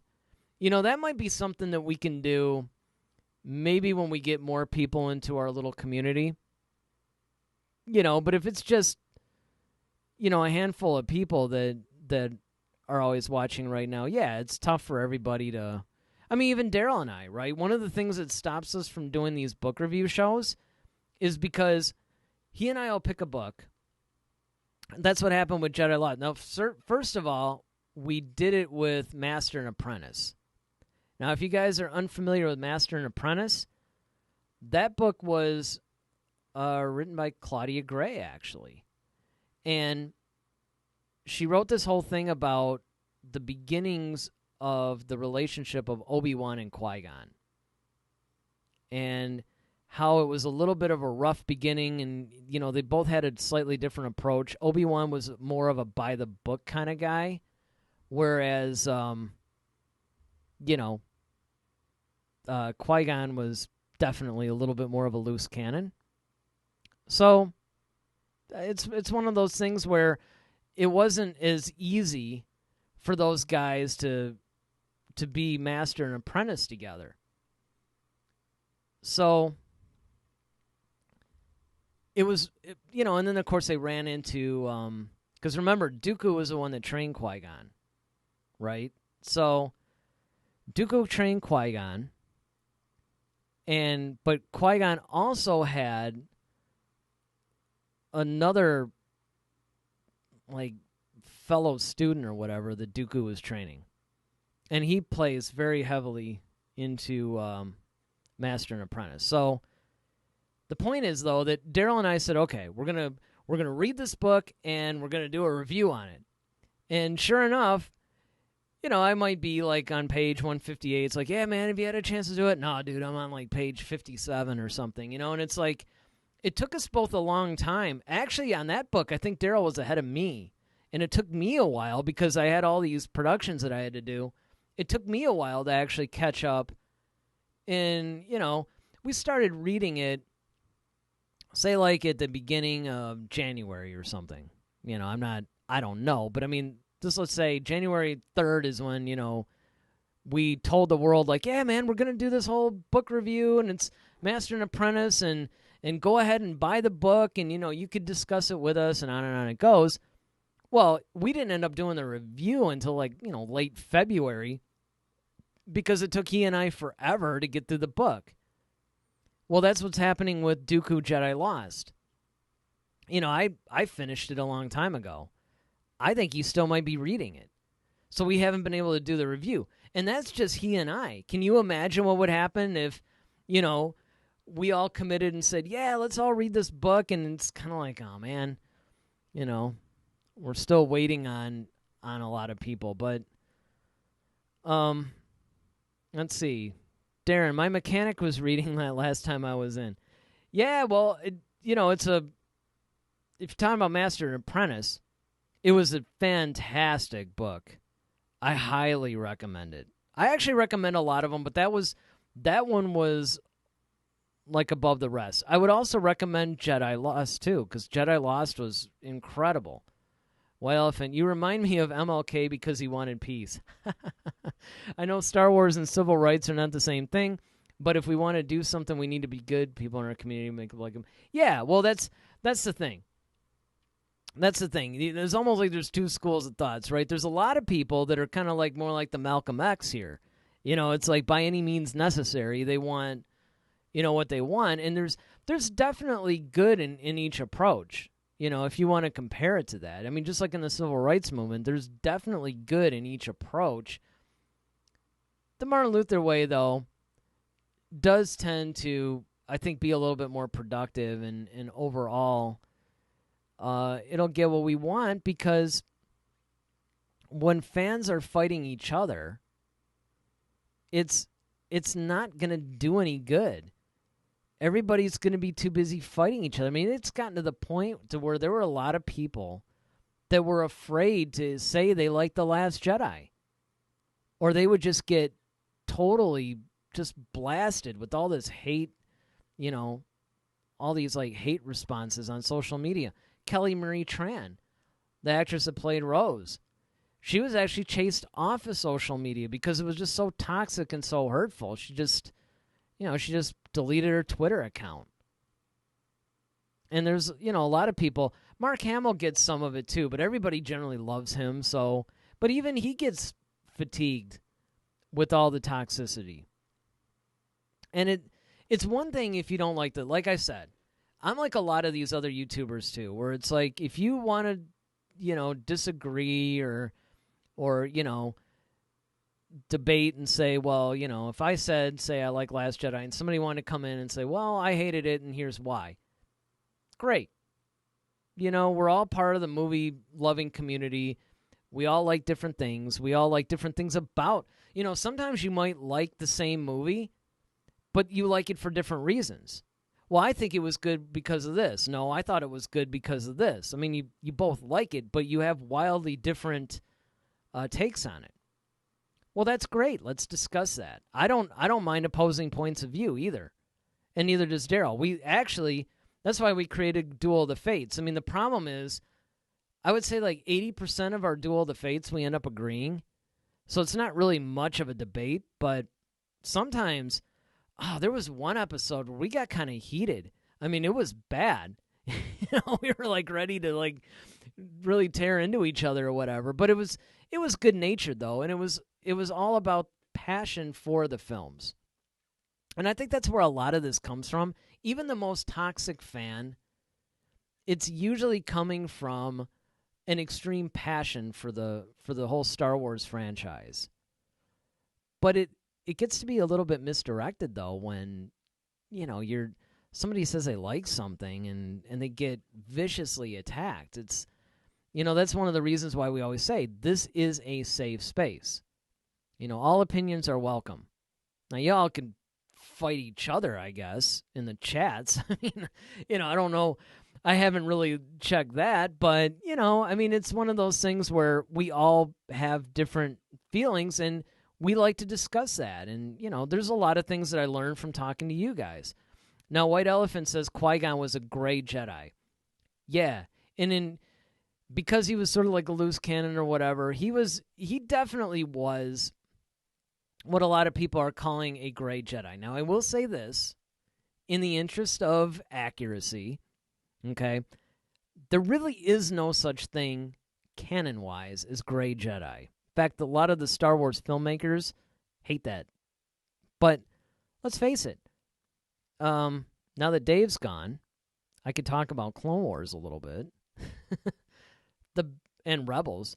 The Bendu was technically a gray Jedi from Rebels. You can make the argument that Ahsoka is a gray Jedi now. I mean, technically she left the Jedi Order, that's true. But if she's going to be a Jedi, totally gray. The concept is there. And actually, the first gray Jedi, that book that I keep mentioning, I, Jedi, he was the first one that was the gray Jedi. Because it was almost like he incorporated, and I remember when I was doing this little fan fiction-y thing years ago, I had started writing, back in 1990, I started writing what I would envision the prequel trilogy would have been. And it was really crazy. There was a toy back in the 1970s by the name of Darkon. And he basically was a Darth Vader knockoff. He just had kind of a round helmet, almost like Dark Helmet in a way, actually. But it was even rounder than that. And, I mean, it was so obviously a Darth Vader ripoff. But anyway, my friend had this toy, and I was enthralled with it because it looked like Vader. And over the years, I started coming up with this backstory. Like, well, what if there was what if everything in the prequels was, like, bigger and more devastating, and then it was because of that, everything imploded, so now the original trilogy, everything is lightweight. I mean, and this is probably earlier than even 1990, by the way. This is probably more like 83 that I was coming up with this, or 85. It was shortly after Return of the Jedi came out. And I was imagining what a prequel trilogy would be like. So I started coming up with this character, Lord Darkon. Right? He was like the Emperor's original guy. And they had created this thing called the Dark Star. And then I had this idea of like there'd be this stormtrooper that was in black armor. And he was kind of like the right-hand man. I had this whole like thing, right? This whole thing going. And essentially, I was writing this whole trilogy as like a fan fiction thing. But it was, to be honest, I don't even remember where I was. Oh, yeah, because we were talking about Grey Jedi, right? So I was going off with that. Well, years later, I started coming up with stuff, and I started thinking in terms of the Grey Jedi. But, it was, oh, wait, let me get this in, because you got to go. Had a lot of fun tonight. Let's get Mel Gibson to do one of these films. I'll see you guys next week. Absolutely, White Elephant, man. Thanks a lot for, tuning in. You're actually sitting there. You're doing all this stuff. You're commenting. It was a lot of fun talking to you, man. Both Daryl and I love the fact that, in fact, every time we come on now, we're like, oh man, when's White Elephant coming on? It's weird that Deepy Dishy didn't come on today. I was really surprised. He's been with us for a little while. He must not have been able to. But, yeah, man, you know what? Have a good night. We will see you next week. I'm going to finish this little thing up. Then my voice is starting to go. I'm going to have to take off pretty soon. And we still got a bunch of you guys watching, and I really appreciate that, man. I love discussing Star Wars. It's more fun when, I could do it with Daryl and, there's even more stuff going on. But, hey, like I said, I'm going to be doing like a classic album review type show, and I'm going to be doing all this stuff. So I got to get used to doing all this stuff on my own anyway. So, hey, and this has been great because this has been over 3 hours. So this is cool. But, just to wrap this up. So eventually, I started thinking in terms of a Jedi, well, actually a Force user that was neither Sith nor Jedi. He was kind of like in the middle, and he believed in the balance. Whereas a Jedi would say, may the Force be with you, he would say something like, I don't know, forever be in balance or something stupid like that. And then I remember this Darkon character that I created before, and then I started thinking Darkon, Darkoon, right? Because there was this Sith Lord named Exar Kun from way before. This is like true confession time. I've never told anybody that. Daryl doesn't even know this. That I had written this little story in my head or whatever when I was younger. This is like real deep confession stuff. But anyway, and Darkoon is actually my username on PlayStation. But I changed it. So that was one of the things whenever I play a Star Wars oriented game, it'd be Dar, D-A-R, and then Kuhn, K-U-H-N. And that's when I started envisioning this whole Grey Jedi thing. And this is actually before the Grey Jedi were even a thing. This is back because I started thinking, what would happen if you actually kind of stayed in the middle and you weren't necessarily good or evil. Once again, it's that neutral character thing. I love the whole neutral character thing. That's whenever I play an RPG, that's what I'm always doing. I'm always like a neutral character. I'm neither good nor bad. It's like I have like these goals or whatever. Whenever I would play the RPGs, it's like I would talk to some NPC and they'd say, well, they'd give you a quest, and I'd be like, yeah, I'll do the quest. And I would always choose, if they gave you a choice of dialogue or something, I would always choose the more sarcastic, snarky, or threatening answers. Sometimes I would choose the ones that were, because obviously, like, your speech attributes and stuff would go up, and, it would help. Like, I'll never forget playing Fallout 3. You guys probably remember that. Fallout 3 had this one area where you would go into this bar and there was this guy like dressed in a suit. He kind of looked like the man with the yellow hat from Curious George. I forgot what his name was, but it was really interesting, and he was kind of a jerk, he was the guy that was running the town, sort of. He was the richest guy or whatever, had a mansion. Now later in the game, you had to go to that mansion and interact with him. I didn't know that at the time. What do? I actually killed the guy. Like in this bar. This is like really early in the game. This is probably only like the second or third scene. So I kill this guy. Not only do I kill him, I kill like everybody in the bar.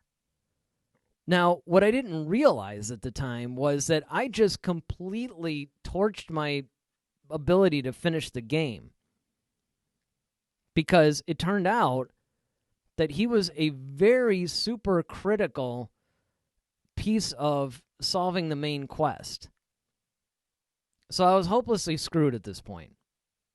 Okay, so I ended up, I don't even remember, like eventually you end up at his mansion, and I think I ended up like killing everybody there and taking his mansion and doing all this stuff, and it goes to show you that sometimes, playing it straight and playing it cool is definitely the way to go. But I would always be the guy that was more or less neutral.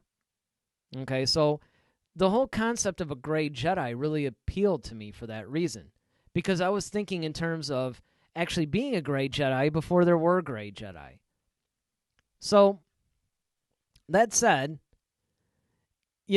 hopefully you guys can all join us next week. I think I'm going to wrap this up now because it's I've did it.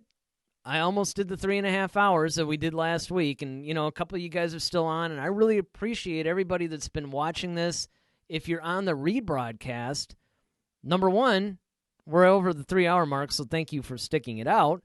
And hopefully you guys, hit that subscribe button, hit that like button, hit the notification bell.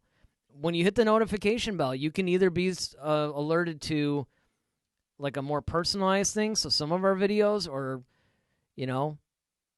hit the bell and hit all, and, so you can find out when everything's coming up. Because we're going to have a lot more content pretty soon. But we're here every Friday, 8 o'clock, Hopefully we can see you guys next week. And Daryl should be back with us next week. So, may the Force be with you, always. Head to Head, a Star Wars podcast. Be sure to follow us on Twitter @HeadToHeadSW. Submit your questions for our next show. Visit our official website at headtoheadswpodcast.com. Until next time, may the Force be with you, always.